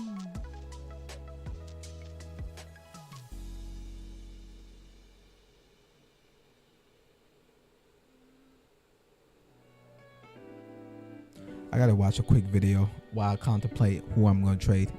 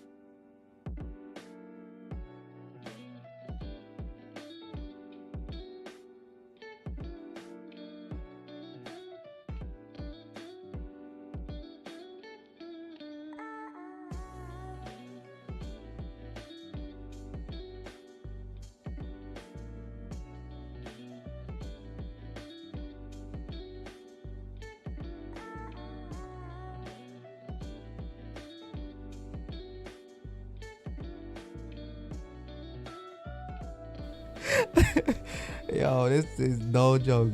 Hold on.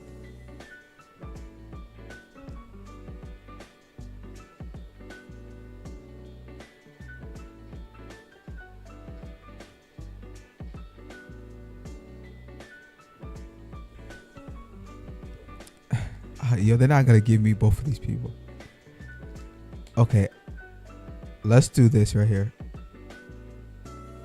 Let me guess. You're over. Okay. We'll take Victor too, and we'll give you guys. I'm not giving y'all Gerald Green. I'll give y'all Schroeder. No, Victor doesn't provide enough of a salary. I guess I gotta go 7. Someone who does 7 million at least. And they don't got it. Trevor Reese is the only person on there. Oh, wait. This is possible. I guess if I'm not giving up Schroeder. I don't care what nobody say. I'm not giving up Schroeder. I'm not doing that. Definitely not Gerald Green either too.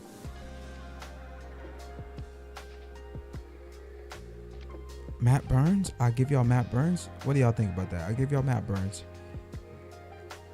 There you go. Okay, decline. But here's where the deal starts to get sweet. We will give you guys the second round for next year. What do y'all think? Nope. Okay. We will give y'all the second for this year. Nope. Okay. Let's sweeten it up one more time. We will give y'all the current for this year. They decline. Okay. I'm not trading Carmelo. Carmelo is my centerpiece. You crazy? Oh, we got something. For Campbell Walker and what? Never.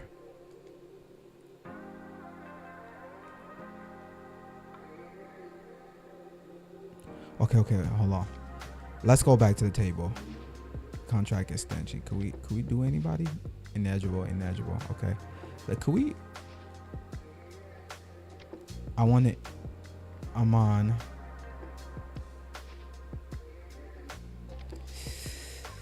Not in your sweet dreams, brother.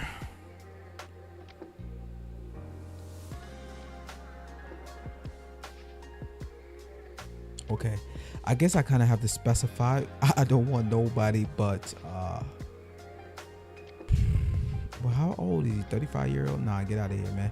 Okay, if I could, my second choice, my first choice would actually be DeRozan. I mean, Ellis, but they're not gonna give me it. Nah, they're not gonna do that. They want Carmelo, and they want a piece that I don't want to give up. Okay. I guess DeRozan then. The thing about DeRozan though, he do not hit a three to save his life. He just won't hit a three to save his life. I'm telling you. Okay. But I'm not giving up Larry Sanders. OJ Mayo, by the way, is a knockdown shooter and a great second option to have as a point guard. Him and Mike Conley kind of play great off each other, except I think OJ Mayo is a better shooter than Mike Conley. I could be wrong. They're both high up there anyway, so I mean, nah. This is a great trade if Tyson Chandler wasn't gonna downgrade bad next year, and Larry Sanders being like almost 10 years younger than this guy. No, it's not worth it. Okay, now you guys are really smoking on that one. I don't even like this trade here. Well, I mean, let's be real. Eric Gordon, I would even do Eric Gordon. I would. Still, nobody brings it to the table. What? Oh, J.R. Smith. There we go. Yeah, not in your life am I ever going to give up Carmelo for... I guess we don't have a deal.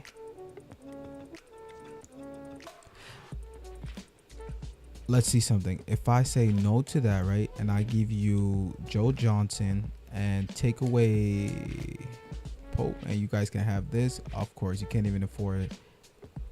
Okay, Dang is at 14 million, but you still need a third option here.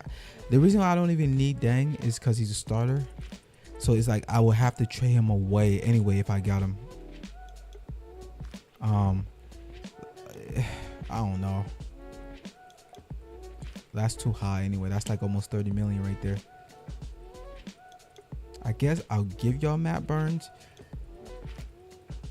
This would be a good trade in my favor. But the problem here is that it's not going to work out. I want J.R. Smith to start. But Luol Deng, I don't have a spot for. I don't.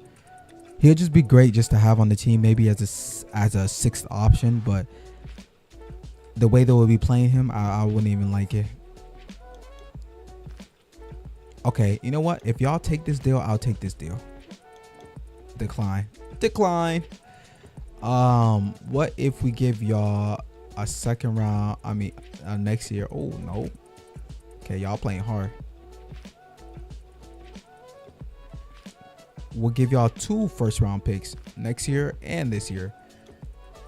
Decline. Yeah, it's not even worth it. They know it. I know it. It's not worth it. It's like, nah, we're not doing that. P. George. Nope. In my sweet dreams. Jason Terry. Don't get me wrong, Jason. I respect you, but nah, in that kind of way, man.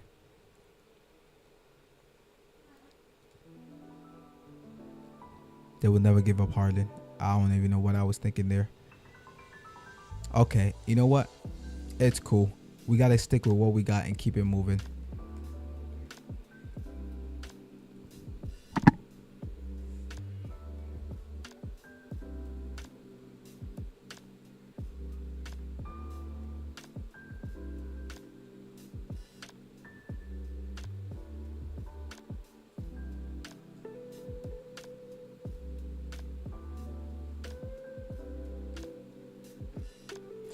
Okay, third game. Oh, wait. Time out. We got to check out the... Where is it? We got to check out the league leaders. So we got Carmelo at 33.5 points per game. 7.5 rebounds. He does a hell of a job around. 3 steals. 2.5 steals. 2.5 blocks. He's doing a hell of a job. LeBron should be here. Last time I checked, LeBron was at 10 points per game, and this is bad because either a lot of people didn't play yet, or there's just, I might have to increase their time again to make sure. Oh yeah, a lot of people didn't play. Time out, I'll take it back. A lot of people, but from what I'm seeing, this is bench. This is all bench. Yeah, this is all bench. Do not qualify. You don't even qualify. Where's LeBron at? How much? What is LeBron doing?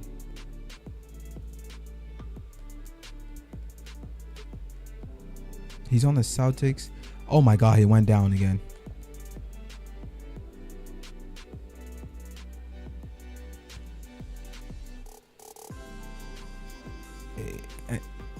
They say he's loyal. Okay, sure, yeah. Show me the recent game. What is he doing? No, he didn't play. Did he play? He only played 1 game. How come he's... How did he go down again? I don't know. Bless his soul, because I don't know what's going on here.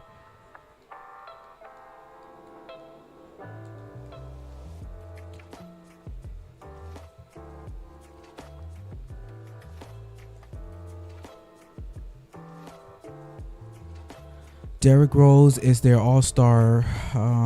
Yeah, Derrick, I'm sorry, you're about to get murderized. DeAndre Jordan, Ed Davis, Kevin Martin. Damn, they actually got a team. I'll take it back. Thanks so much for tuning into the NBA here on 2K Sports. It's Friday night basketball. It's going to be the New Orleans Pelicans up against the Orlando Magic. And now it's out to Orlando with Kevin Harlan, Clark Kellogg, and Steve Kerr. And ready to get it going, we see the Magic. We're in the place they call the Amway Center in downtown Orlando, Florida. It's the home of the Magic, where we are broadcasting our action live today. A quick check now at the starting five for both teams. And breaking down the game, let's take a look here at Manu Ginobili. Well, Ginobili has a knack for taking charges defensively, great anticipation skills, and he's really quick. He's a phenomenal athlete. So he beats his player to the spot, and then he's willing to take the contact. But that's just part of the larger picture for Manu. I mean, he is just a winner on the basketball court, a terrific competitor. He does everything he can to help his team win and to give him an edge. Taking a charge, running down loose balls, hitting clutch shots.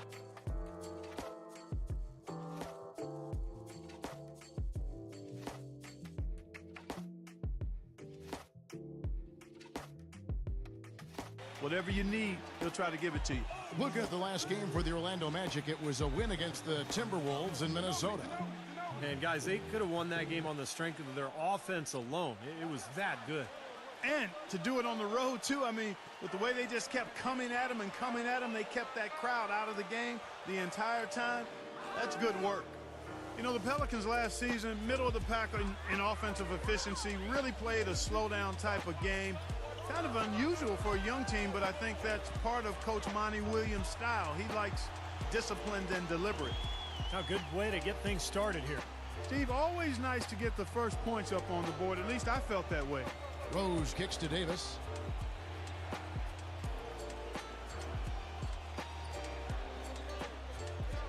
Back to Rose. Ginobili outside. 6 to shoot. New Orleans needs to get off a shot. Martin from outside. That's good. Martin's got his first bucket of the game, and he's on the board for 3. And the Pelicans, 3rd lowest in fast break points last season. Steve, also 5th lowest in free throw attempts.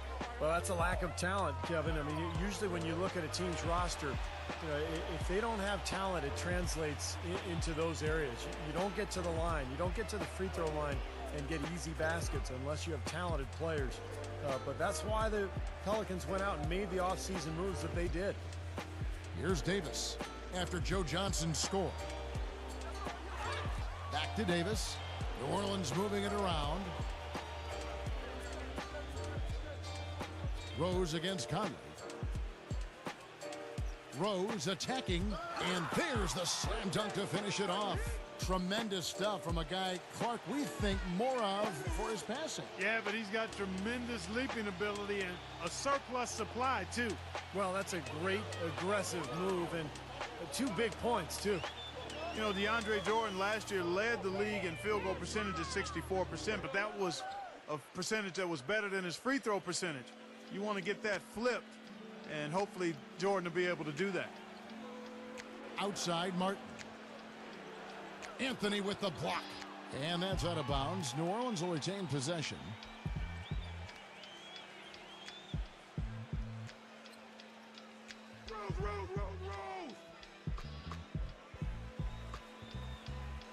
Rose dishes to Davis. Nene on him. And 2 free throws coming up as he misses that one. Drawing the whistle and a lot of contact there.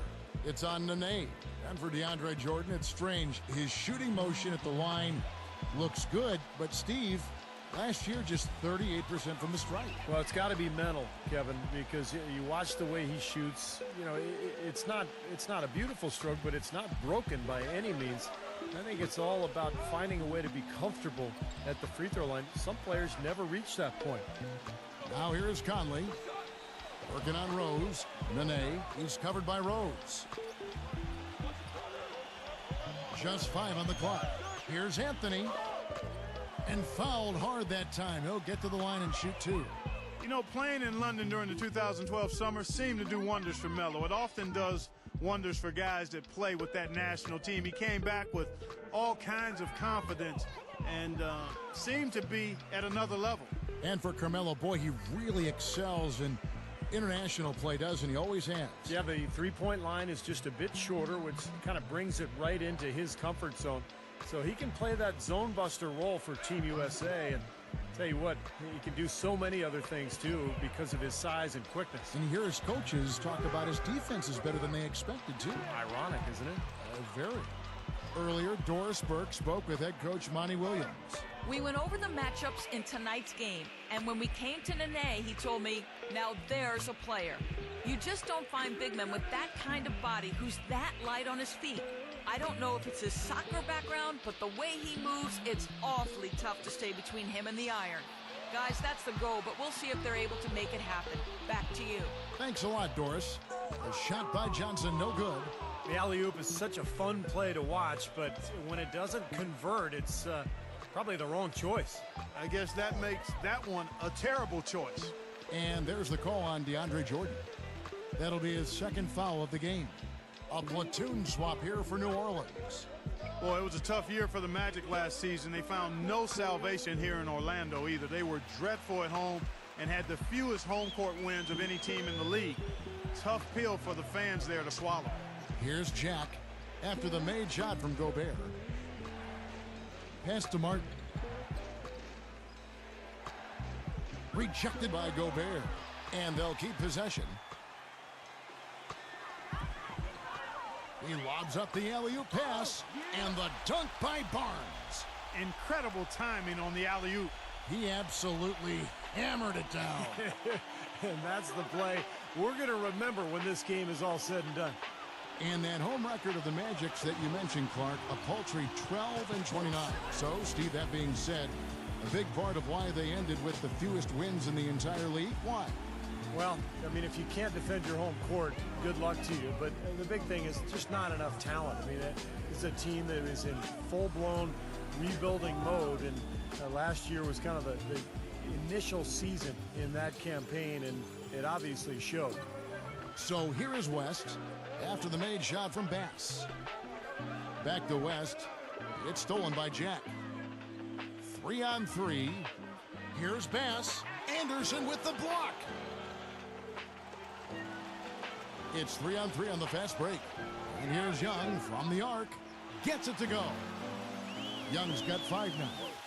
Another lead change. How many of these are we going to have? I don't know, Steve, but the momentum of this game has certainly swung like a pendulum.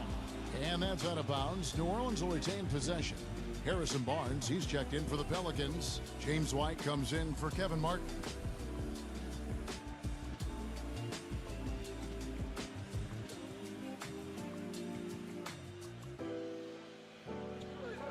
Here's White. He passes to Jack.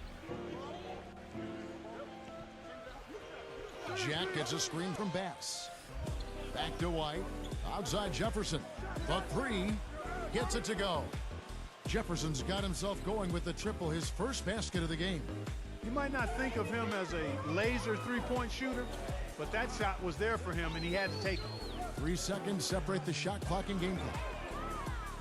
Young's shot is off. Here's Jack. He hasn't yet put up any points in this one. The pass to White. Back to Jack. And a foul on the shot. He'll go to the stripe for 2. And the defense looking to protect the rim at all costs. Yeah, I like that. A foul to save the layup. Make him earn it at the line. First trip to the free throw line for him in this one.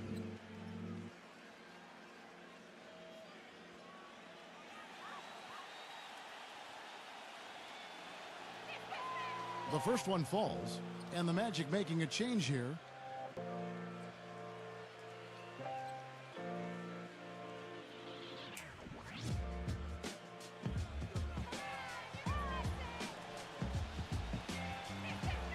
And Jack drops them both. Boy, that was solid. I tell you, he's one of the best there is up there at the foul line. And here's West for 3. At the end of one, a closely contested game so far. Pelicans lead by 2. 2K Sports, back in a moment from the amp. The new season in the... And we got a close game here as we get back to the second quarter. And what stands out to you from the Pelicans in this one? Well, they've been getting to the foul line here an awful lot. The aggressive play really paying off. Yeah, and you know what? It also helps to put the mute button on the crowd. I mean, when you methodically score at the line, that can put those fans on their hands. We've got Gerald Green. Matt Barnes is out there with Ryan Anderson. Then there's Delonte West. And it's Caldwell Pope in at the 2. That's the group starting the second quarter for the Magic. Boy, it was a wreck of a season for the Magic last year. Started off decently, but then it went downhill fast. A 10-game lose. West, and a bit of a battle here for the ball. The official signals a jump ball here. Orlando with the ball. Let's go now to the sideline and catch up with Doris Burke. Hey, Doris. Well, gentlemen, a big season for Jarrett Jack last year, a contender for the 6th Man of the Year award. He said, quote, even if you don't start, you're able to have an imprint on the game. He talked about his versatility, playing either the 1 or the 2, saying, I didn't know I was a combo guard until I came into this league. I just play hard. People know my MO. As long as I'm on the court, I'm going to do whatever it takes. Kevin? A steady vet. Thank you, Doris. Pass to Barnes. To the middle, Melo. Some nice passing here by New Orleans. And the basket good.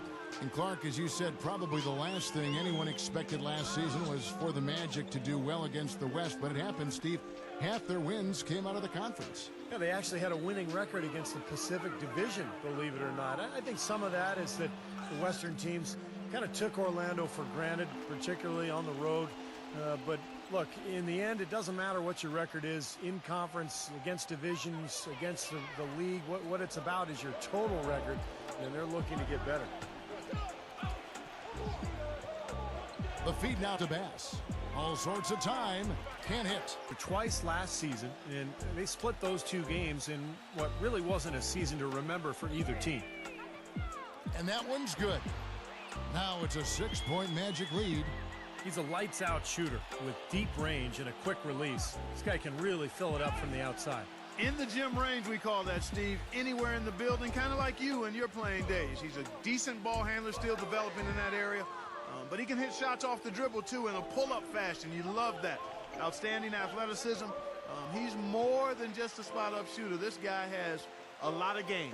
Steve referenced the series between these teams a year ago, and Clark, it's a good thing they matched up well against each other because they didn't match up well with too many other teams. Well, that's exactly right, Kevin. I mean, we don't mean to make light of it, but the reality is neither one of them gave opponents very much resistance or too many problems. It was really a down year for both teams. Tough seasons, you're right. Looking at the last game for the New Orleans Pelicans, it was a win against the Indiana Pacers. Yeah, they really struggled shooting the ball in that game, but still came away with the win. They obviously had to pick up the slack in a lot of areas, and they did it. Yeah, and Steve, I think that says an awful lot about them as a team when they're able to win despite shooting that poorly. Barnes passes to Jack. He dishes it to Maynard. He kicks to Bass. Working on Anderson. 6 on the shot clock. Anderson with the block. Pass to Caldwell Pope. And the whistle blows. It's going to be on James White. That's foul number 2 for him. Looked to me like the defender didn't get squared up and get his feet set. Good work by the officials. A nice call. That play can be tough to judge sometimes. A platoon swap here for New Orleans. Stolen by Ginobili. The finish. Throws down the breakaway jam. Boy, I love it. Active hands on the steal, active feet on the fast break. And Clark power on the dunk. And guys, this is just too close of a game to be giving the ball up like that and then failing to get back in transition. Barnes against Anthony. Lays it up, and despite of the excellent defense at that. And the Magic lead by 7. You know, that's one way he can finish, but not the only way. He's got a lot of tricks up his sleeve. If you're in the Western Conference and don't want to finish near the bottom, you've got to be able to rack up some wins against the East. And New Orleans, with a young team that's trying to find itself, just didn't have a good record against the Eastern Conference. Kevin Martin is checked in for New Orleans. Conley kicks to Johnson. There's the 3. Derrick Rose grabs the miss. He certainly didn't take advantage of the poor defense, but they can't count on him to continue missing. No, that's for sure, because this guy's too good of a shooter to miss that look consistently. And that one's good. And that's now 6 points for Joe Johnson. And let's get your take, guys, on the hustle stats for the Magic. Boy, they've really amped up the pressure at the defensive end, guys, and have piled up the steals in the early going. Yeah, it sure has. And another area where they've been on point is defending the rim, guys. A lot of blocked shots through the first 2 quarters. Well, Clark, you spoke about the Pelicans' record against the East last season. They were just 12-18, and that was the second worst mark for anyone out west. Well, you could see they were timid at times. They were unsure of themselves. They just didn't have enough talent, enough belief in themselves, and it showed. Anytime they went on the road, west or east, it felt like they were in some trouble. Anthony kicks to Johnson. Back to Anthony.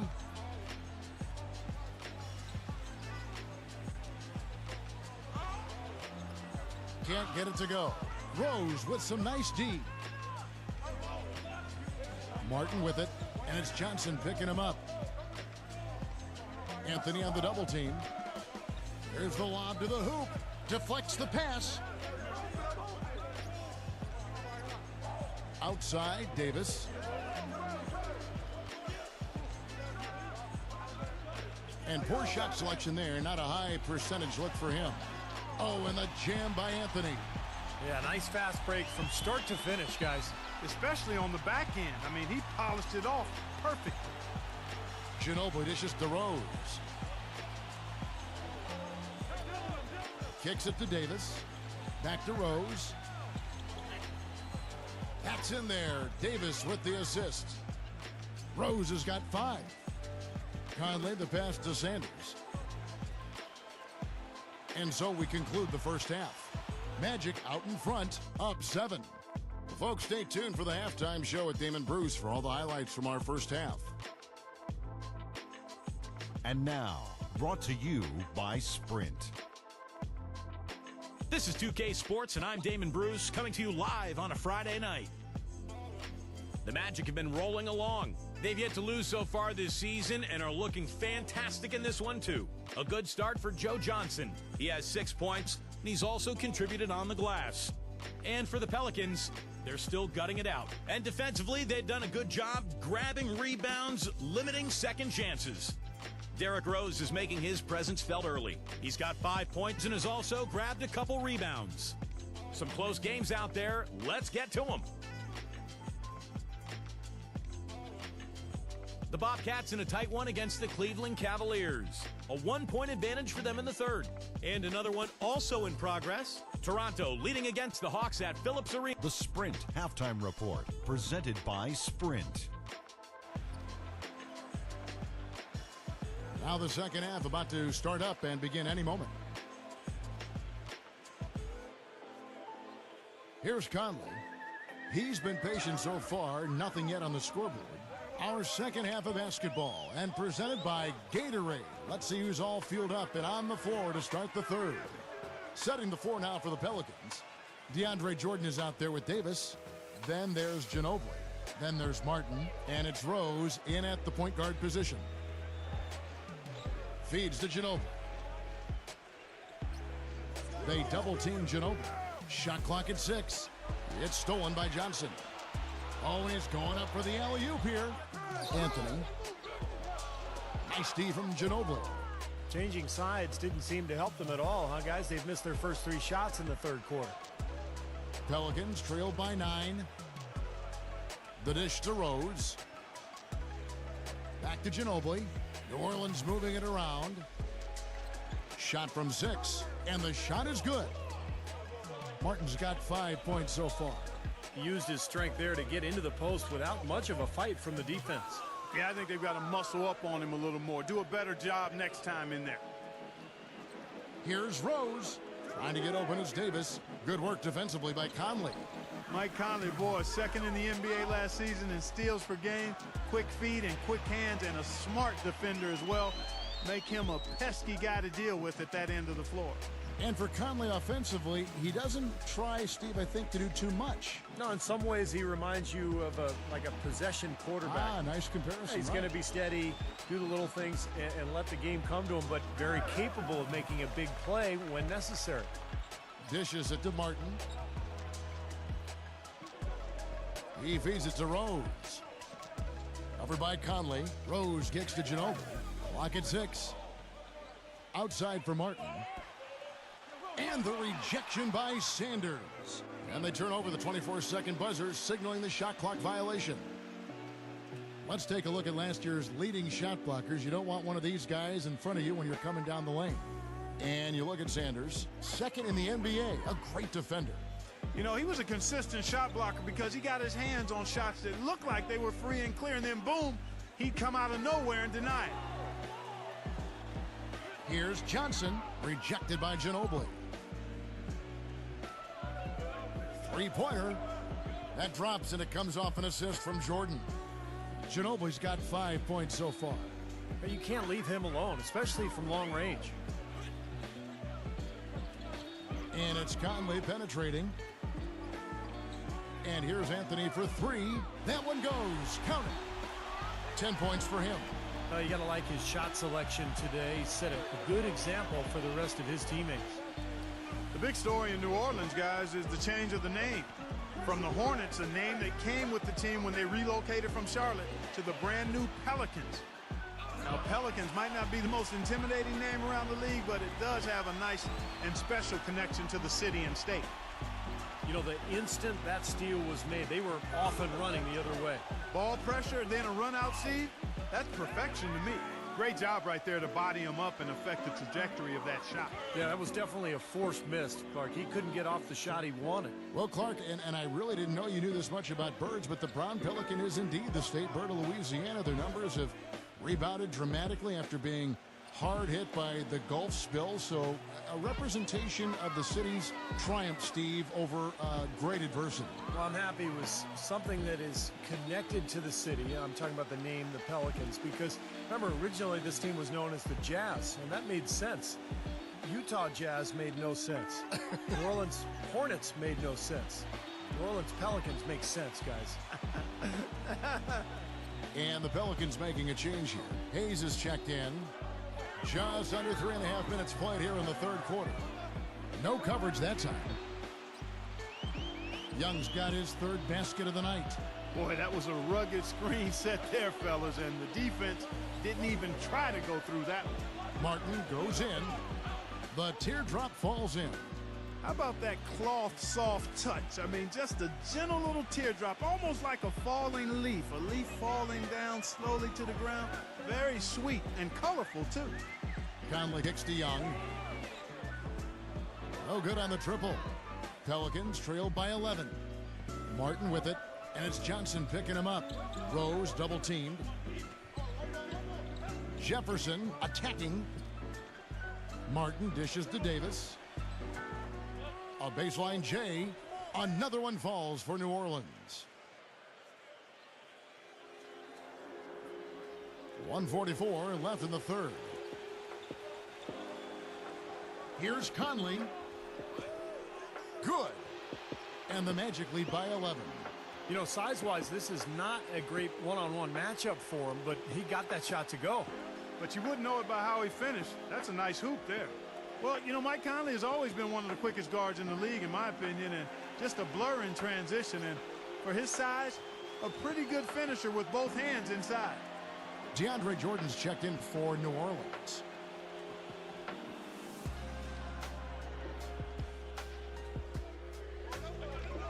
And it's going to be out of bounds. The Pelicans will retain possession. Well, let's take a look at where New Orleans ended up rank-wise in the league last year, Kevin. 8th in free throw shooting, 11th in blocks. And they were in the top half of the league shooting the ball from deep. Average to pedestrian, but still fairly effective from there. And this is a good shooting team, Clark. It really shows in their free throw percentage. You mentioned they were in the top 10 in terms of free throw percentage as a team last year. And I think it's important for this club to really attack offensively. When they do get to the line, they tend to knock down their free throws, and those easy points go a long way. Here's Anthony.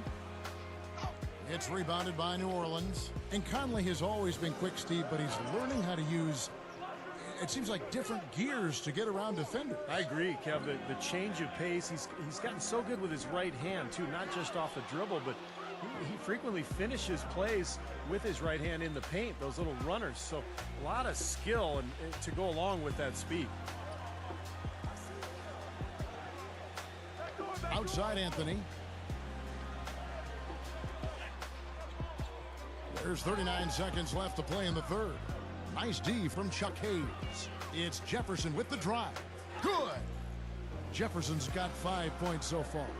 8 of the last 10 points at that end of the court have been scored on very high percentage shots in the paint. Man, it's not necessarily strategic, Clark. It's just a matter of playing with more heart. Got to play hard, guys. Jumps up, and the dunk by Rose. Things are really tightening up now, guys. Their offense has become unstoppable. Not sure where it was before, but better late than never. Conley against Rose. Outside Anthony. Nailed from three-point land. Anthony's got 11 in the second half. Rose. No good there. And as we end the third quarter, a great game. Both teams playing well. Magic lead by 8. 2K Sports back in a moment from the Amway Center.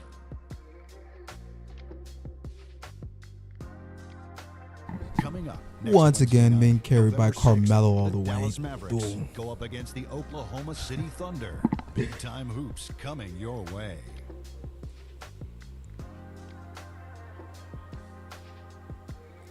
I really tried in this game to play with Joe Johnson, The fourth quarter just but moments away now as we welcome he kept you back. getting me upset in the first quarter.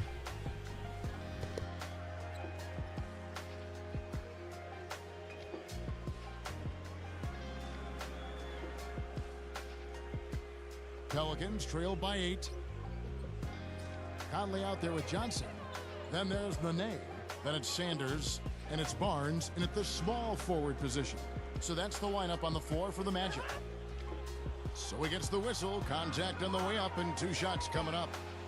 I tell you what, guys, I think most NBA fans can think back to last season when DeAndre Jordan had a dunk for the ages. I remember my son reached out to me by text and said, "Did you see what DeAndre did?" And it was major impressive. Johnson against Martin. Johnson attacking. So the whistle blows on the shot and 2 free throws for the contact right there. And for DeAndre Jordan, spectacular dunks are nothing new. I read the other day a 9'6" standing reach. He can touch the rim on the tips of his toes. I read that too. It's interesting. I mean, he's so big and yet so explosive off his feet. So I think he has the ability to be one of the best defensive players in the NBA. And the Magic making a change here. Anthony's checked in. It's Davis with the drive. Johnson with it. Pass to Barnes. Good ball movement here by the Magic. Anthony against Jordan. Johnson kicks to Anthony. 6 to shoot. And the bucket counts, and he's on his way to the free throw line. Try to make it a 3-point play. Well, there's a reason he's one of the top scorers in the league. Melo is so versatile offensively. He gets in that triple threat position, and then it's a kind of a pick-your-poison dilemma for the defender. Well, he's got a honey-sweet stroke as a jump shooter. He's equally dangerous putting it on the ground or attacking the teeth of the D or going over top of a good defender. We've seen it all the way back at Syracuse. This guy has gotten better with time, and he's one of the elite scorers we've seen in the league in a while. In low to Davis. They need this. Rebound by Anthony. It just hasn't been a very good day for him, guys. They need him to start burying some of those. Anthony drawing the double team. Johnson. Off the mark there with the 3-point shot. It's Davis on the wing. In low to Martin. And it's blocked by Conley. And he gets it back. Martin against Anthony. Second minute off the clock now in the fourth. And here's Conley outside. Pelicans with the rebound. Davis has got 3 rebounds now in this one. Guys are looking for a spark here. Yeah, I mean, a cold stretch offensively. They desperately need a basket. Derrick Rose is checked in for Jarrett Jack. Timeout called here. The Pelicans decide to talk it over. He's been aggressive looking for a shot, but without much success. It might be time for him to take a step back and look to help the team in other ways. Doris Burke has some information for us. Doris? Yes, Kevin. Monty Williams was just going over the plan with his team. He told his players, turnovers are killing us right now. We can't keep trying to make the home run play. Settle down, run the offense, and make the simple pass. Kevin, sounds easy enough. Ginobili the pass to Davis. Shoots from the right block. That shot's good on the assist by Ginobili. 8 points for Davis. Gotta love the inside-out game there, guys. And finished off by Sanders. Boy, he threw out some punishment with that two-hand throwdown. Well, now's the time to do it. Keep attacking that rim. Pelicans trail by 15. Rose kicks to Ginobili. And he's knocked off course by the D. The foul called. He'll shoot free throws. You know, you look at Ginobili, and he's slender and doesn't scream athleticism, but he is nimble, and nobody in the league is more of a contortionist going to the basket than Manu. The amount of Ginobili, Clark, as you mentioned, an unconventional driver. Left-hander that throws guys off. Yeah, it's kind of a herky-jerky type maneuver, but, you know, it's that sidestep. We call it the Euro step. Might as well be called the Manu step these days. James Harden copied it from Ginobili, but it's so hard to stay in front of him. In a moment here to take a look at some hustle stats for the Magic. Their defense has been outstanding, Kevin. Closing out on shots, blocking a lot of them as well. They haven't wasted time getting the ball up the court tonight either, and it's resulted in a lot of fast break points. Outside Anthony. Lets it go from deep. That's good. Anthony's got 23. This is a fantastic performance in this half. He didn't play as well in the first, but you just know with this guy, he's always ready to turn it around. Well, Kevin Martin in this one, he has 9 points, and from long range, he's hit 1 3-pointer. Yeah, and you'd expect by the end of this game, I'm sure the numbers are going to look even better. Johnson against Ginobili. And it's Johnson penetrating. Somehow ignores the tight D and gets the layup. And there it is again. That's where their points have been coming today, from the low post. And even under pressure in tight, they've maintained their concentration and converted their opportunities. And that one's good. And 11 points for Davis. He is pouring it on in the second half, guys. I mean, a much better showing than he had before the break. The Magic leading by 13. Conley into the lane. Nene, he's covered by Rose. And here's Anthony from the arc. Pelicans pull it in, but they'll get another chance. The pass to Conley. Johnson outside.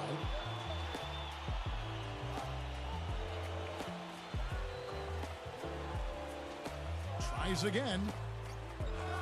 Here's Sanders. And good work on the boards. They pick up the second chance points. And the Magic lead by 15. New Orleans has gone 3 of 7 tonight from three-point territory. Rose kicks to Ginobili. Jordan sets the pick for Ginobili. Pass to Martin. That falls. Nice feed that time for Manu Ginobili. Ginobili's got 4 assists now tonight. That finish brings me back to the old days, the silky smooth finger roll. Boy, he made a nice little bounce pass there. We call that the pocket pass, and he did it well. Pelicans trail by 15. Rose kicks to Ginobili. Outside Martin. Well, yeah, he had not established position. You know, I prefer the refs to whistle at a block when in doubt. I thought that was a good call there. Well, I think when you notice one of his tendencies and specialties, really, it's his ability to shoot the ball from the corner. He always seems to be drifting to that area, so proficient from that spot. And there's a good reason for that, Steve. Usually he's going to knock him down from over there. I mean, we've seen it more than a few times happen that way. Into Nene. It's stolen by Davis. And New Orleans pushing it up now. And DeAndre Jordan throws it down. Boy, their defense making an impact here late, Kevin. And straight off the steal, Clark, a perfectly run fast break ends in a slam dunk. That could be a huge 4-point swing in this game. Sanders dishes to Conley. Drains it from beyond the arc. They've stepped up their three-point shooting game in the second half. They're letting it fly out there with reckless abandon. Now they're feeling confident, and they're in a good flow offensively, so why not just keep firing from out there? Rose passes to Ginobili. Outside Martin. Back to Ginobili.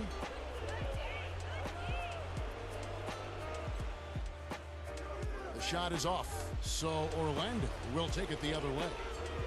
It's Anthony with the drive, and it's good. And the Magic lead by 16.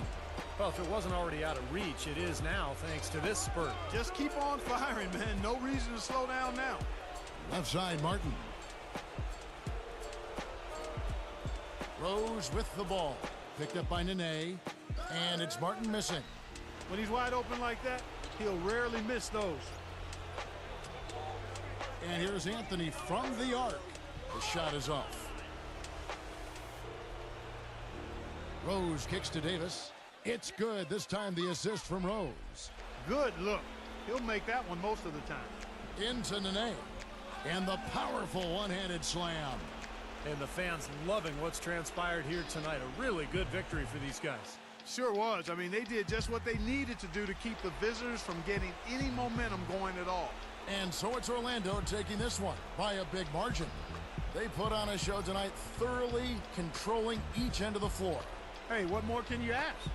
And that'll do it for Clark Kellogg, Steve Kerr, and Doris Burke. This is Kevin Harlan. Thanks for watching this presentation of the NBA on 2K Sports. And now we present the Jordan Player of the Game, Carmelo Anthony.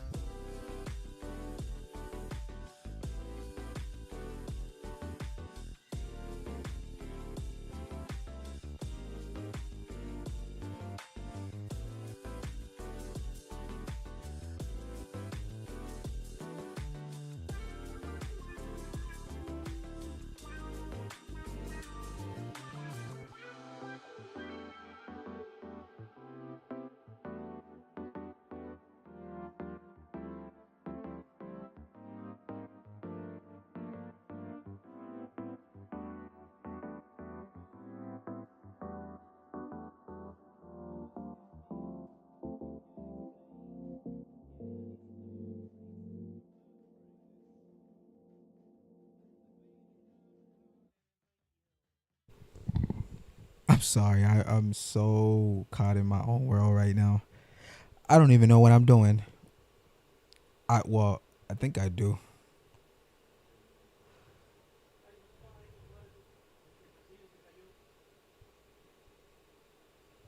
I guess I'm almost done.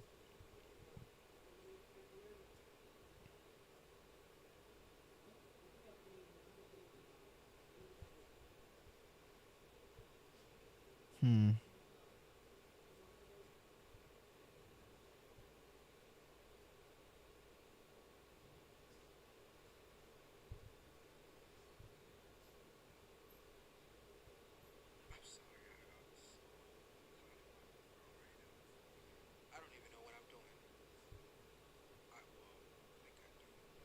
Okay. I guess I will do it.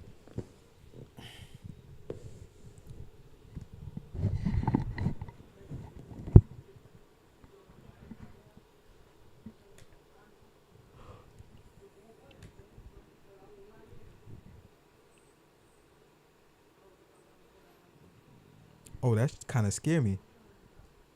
I thought they said he dropped 81 points, but he didn't. It's the team collectively dropped 81. How the in the world? OJ Mayo, Aminu, Will Bynum, Tyson Chandler.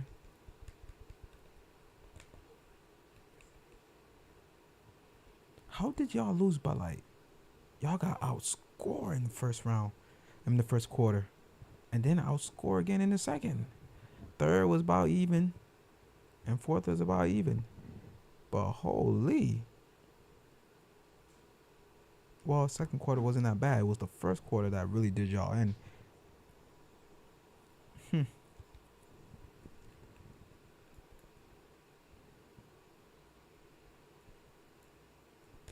Joe Johnson with all the shots he took, 4 for 13 and 0 for 4 at the 3-point line. I could have given them shots to anybody else. Even Melo would have it would have helped Melo get a higher increase his average or something, cuz this is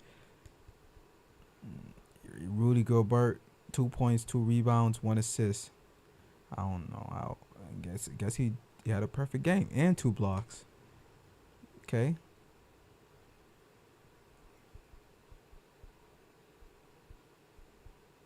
He had a perfect game. No turnovers.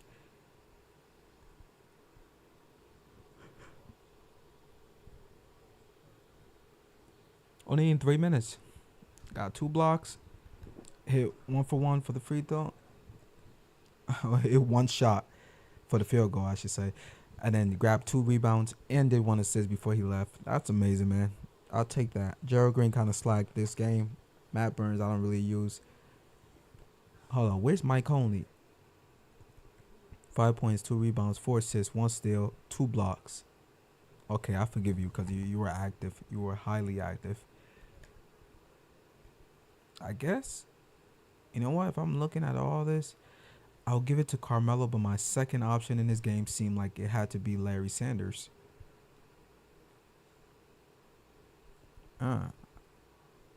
8 points, 6 rebounds, 2 assists, which you think Joe Johnson would have something, but nope. And 1 block. 4 for 4.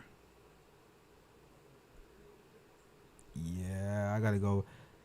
And he only plays 16 minutes. Yeah, nah, I got to go with him.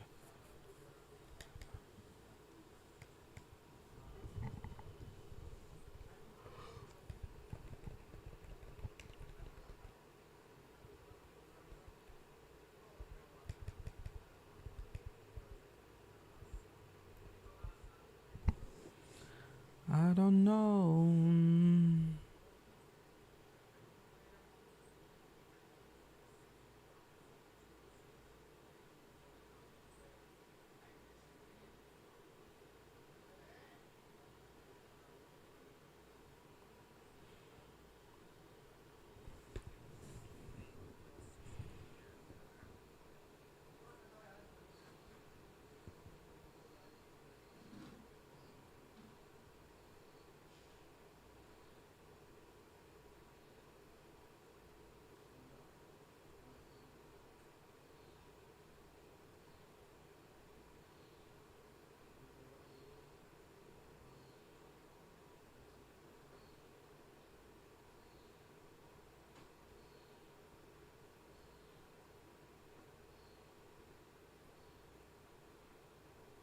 I am going to stop this for a second. How long task? Let's see. I don't think anything is playing at this moment. Nope.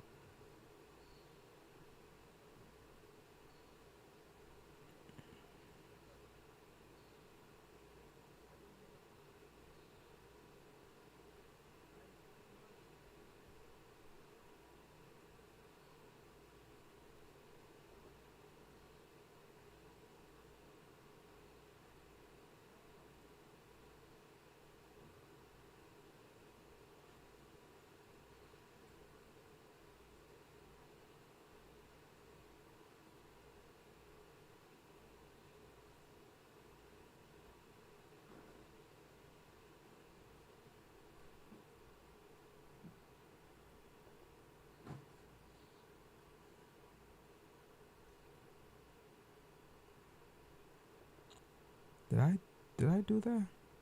I did do that. Well, edit that.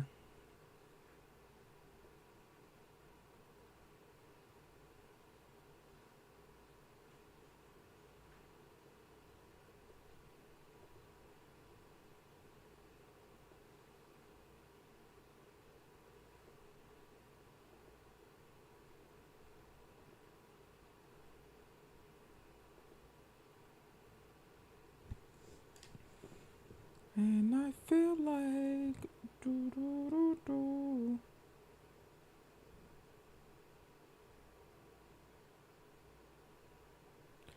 I didn't even do what I was supposed to do. Hold on.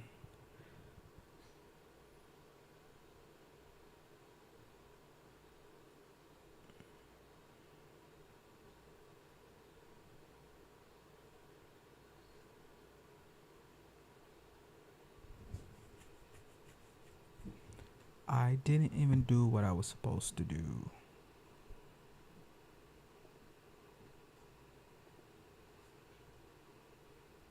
Two hours and 28 minutes.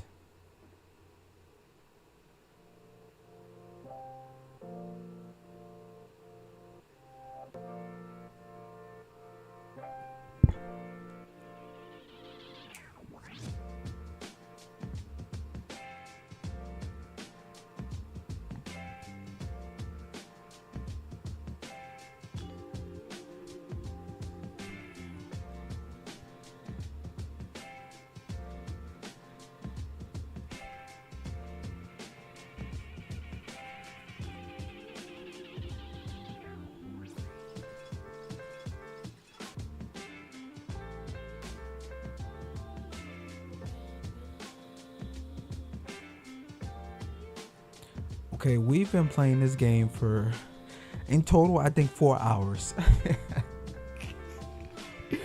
We've been playing NBA 2K14 for 4 hours. I would say a little bit more than that because this stream is approaching 2 hours and 30 minutes. Yeah. So what I'm gonna do is actually slightly avert, maybe go into another game. And I will see something for a second.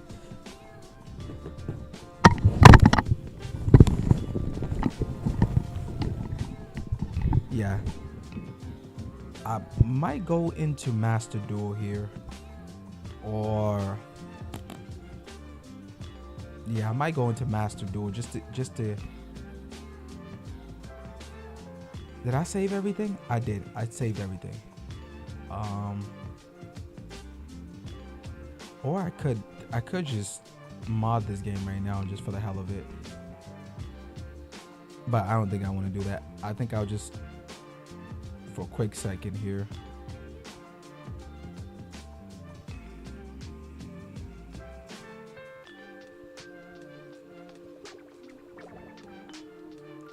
Do I want to go to Master Duel?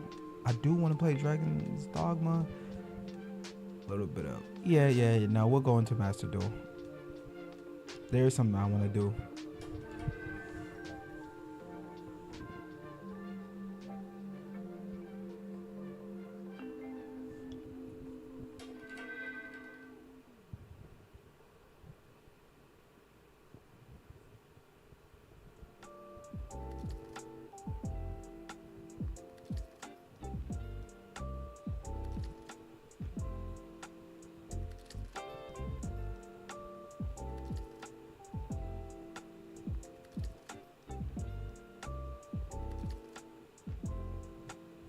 Where is it?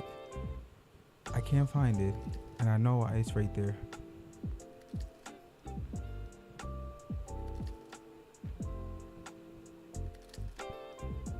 That's not it. Where is it? Where is it?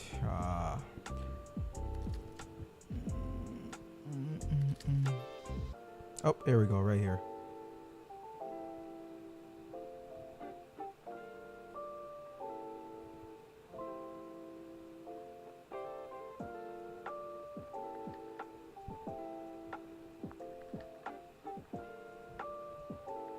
If you wish to use this game, please agree. Agree again.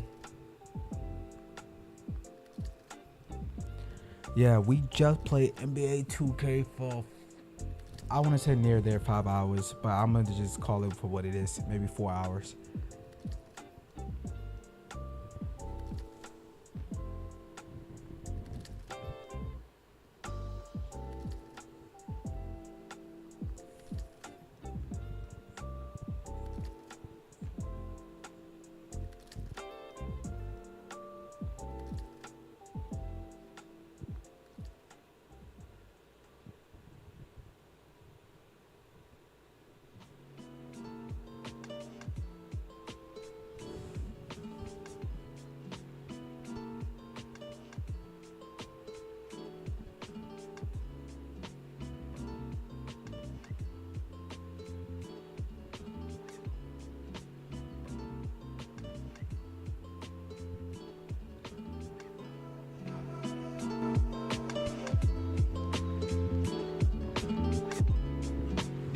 We'll get a little master duel in. Now, I did wanted to do a stream of this to do something totally different, but right now I'm like, my brain is not even working properly.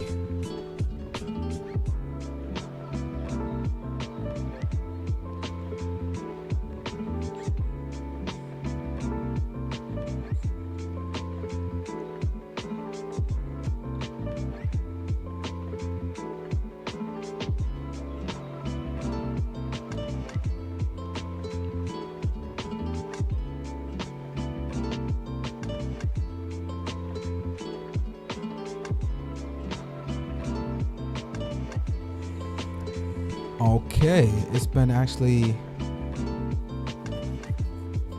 I don't know, 7-8 months since I played this game. New rules, probably changes, new deck, and all this stuff probably got introduced. 10th billionth pack opening celebration campaign.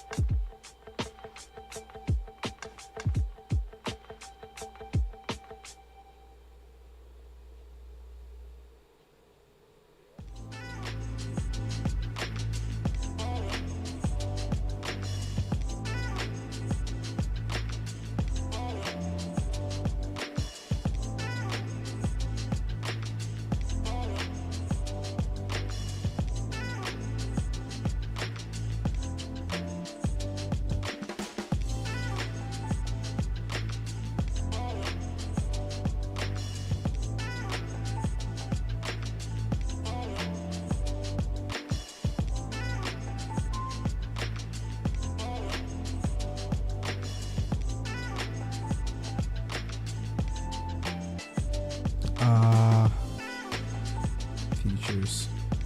You know what? Let me just spectate some duels and just see what's going on. Just hit random. Seeing who's getting cooked and who's getting fried and what's the new rules and who's doing what.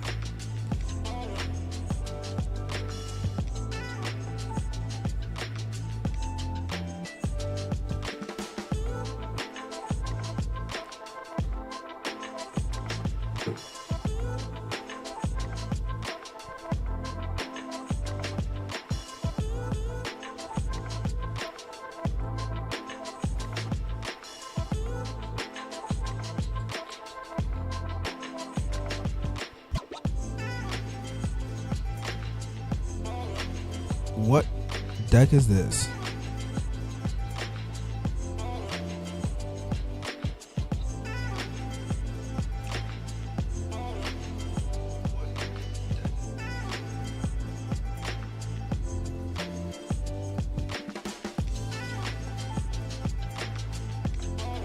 Would I be able to cook this deck? I don't even know.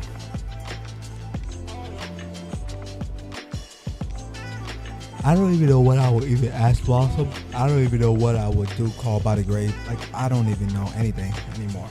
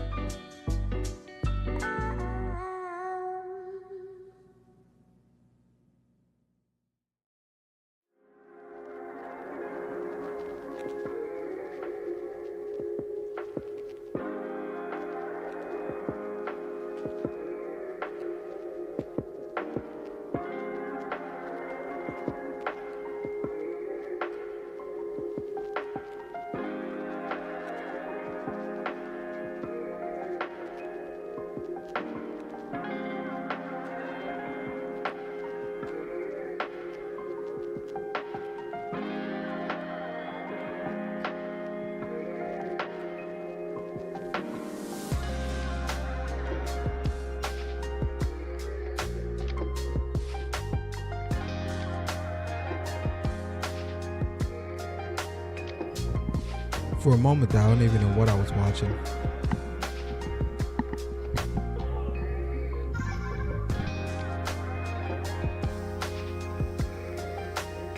I guess it's snake eyes.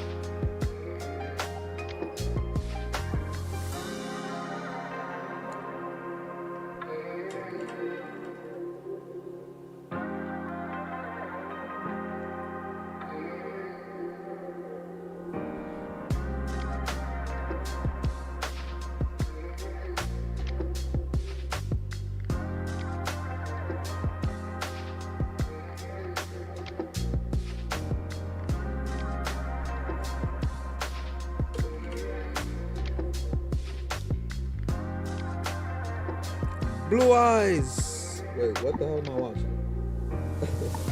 Oh, it's a blue eyes deck. Okay, that makes sense.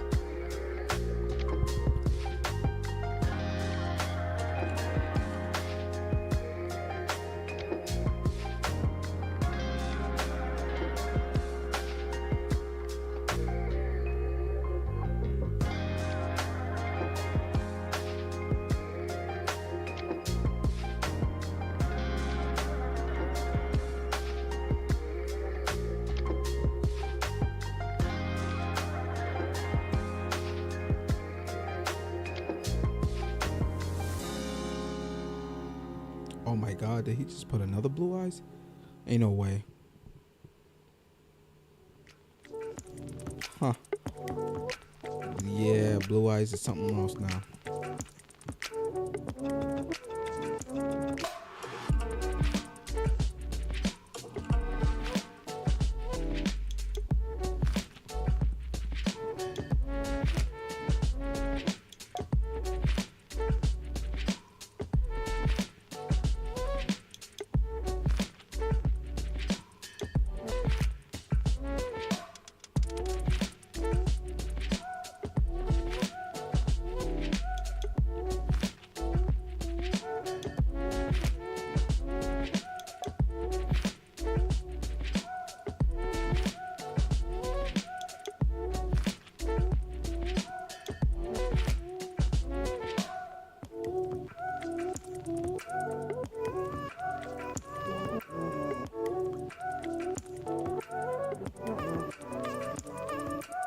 Another blue eyes die. As soon as you put that on the field, it's getting straight. It didn't even matter if he gets sent to the. It don't even matter. You're gonna Nibiru that whole thing. Okay.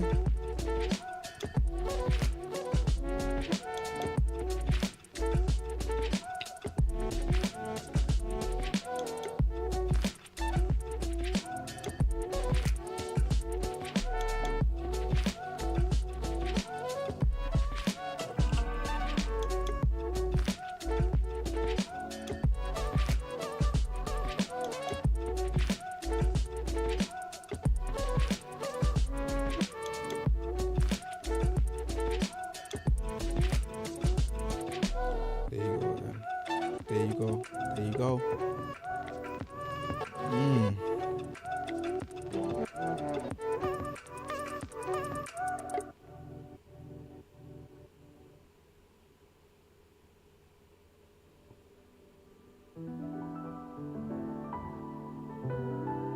Oh, he still got called by the grade. He just waiting.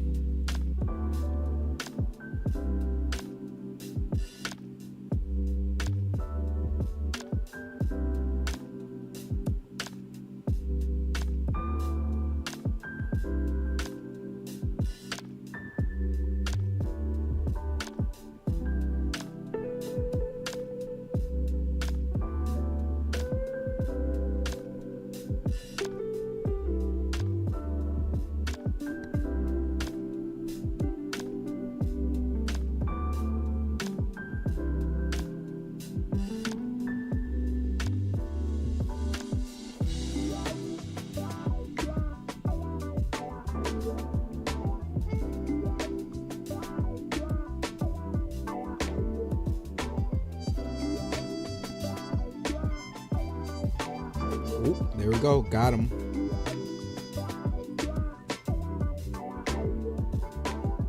You wait for Jet. Now Jet do some stupid things.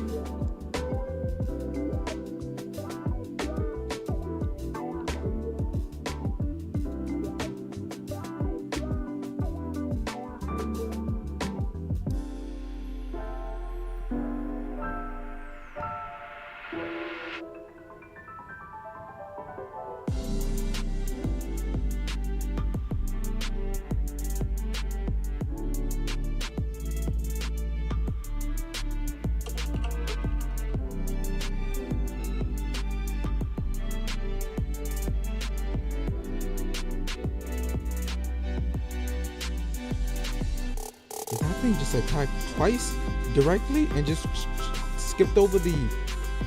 Oh no! He did skip. Oh my god.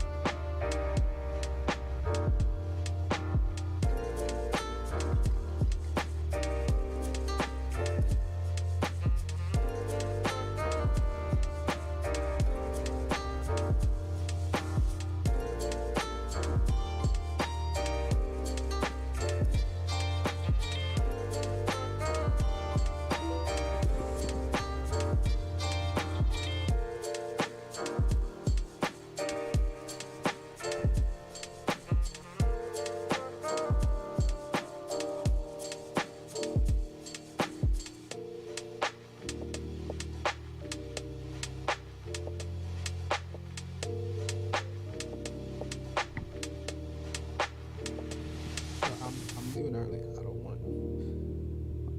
like stuff like that.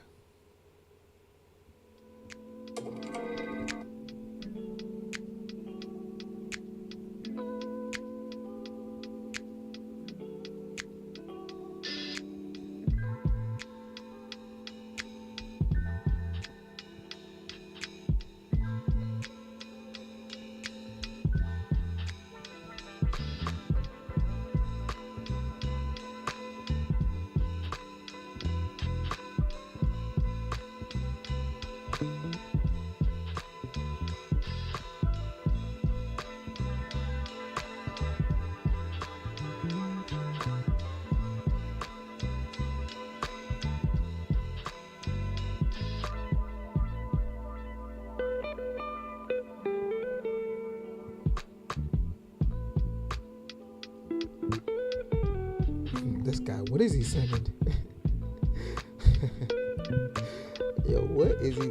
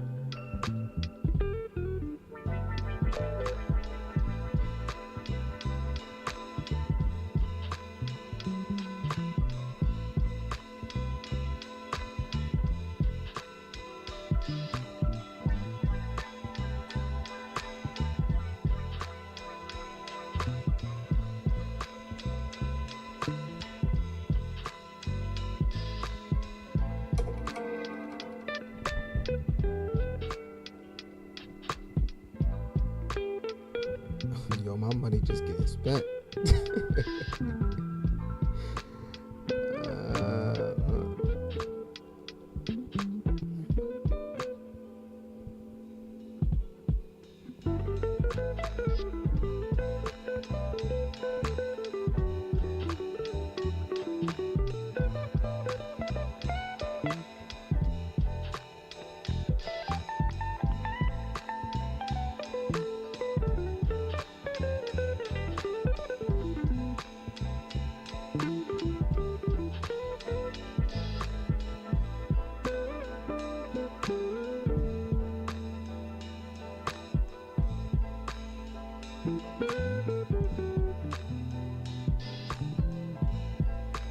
There we go. I got the perfect beam for that one.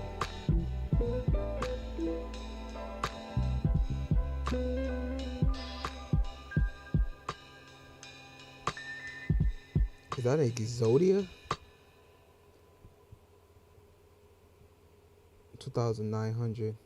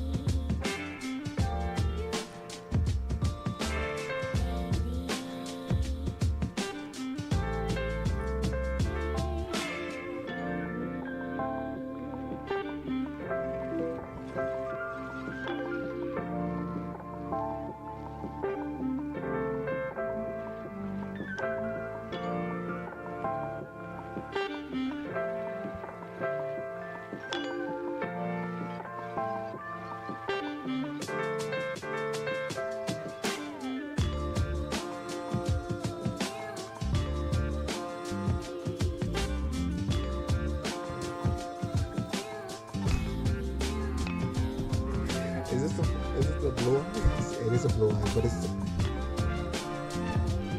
bingo machine. It can't be a pure blue eyes that thing, but it looks like it is. What's that dragon though? Or what is that in the middle? What car is this?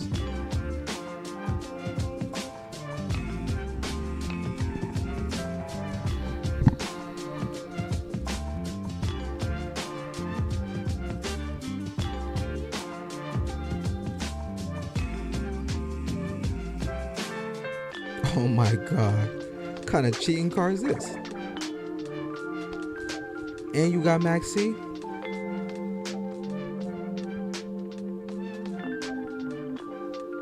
Oh, I guess it's a blue eyes versus a blue eyes.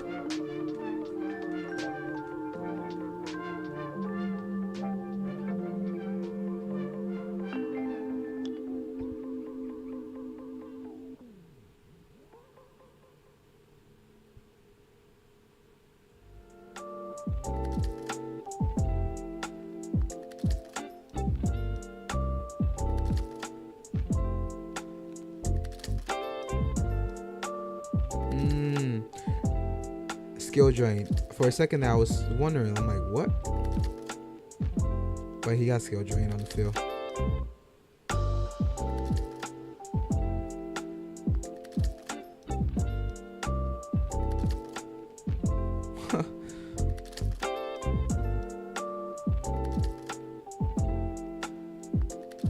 He's just replicating the same moves.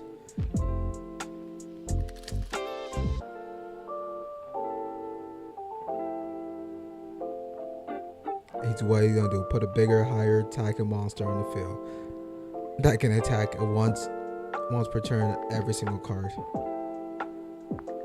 Oh, but skill drain.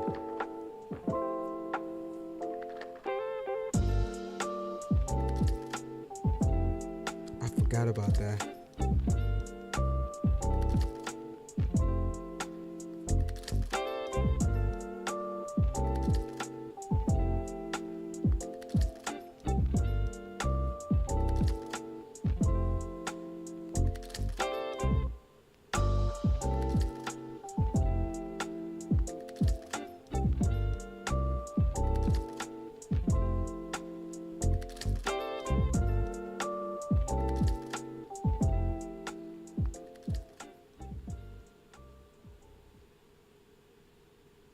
Oh, pop skill drain.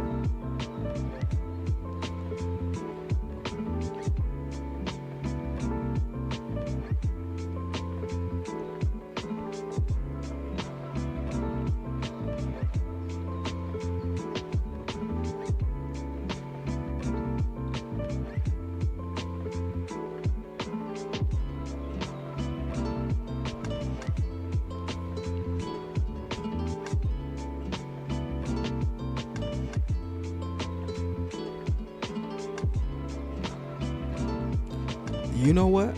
I think it's time to stop spectating and just probably call this an end stream, because I've been streaming for what?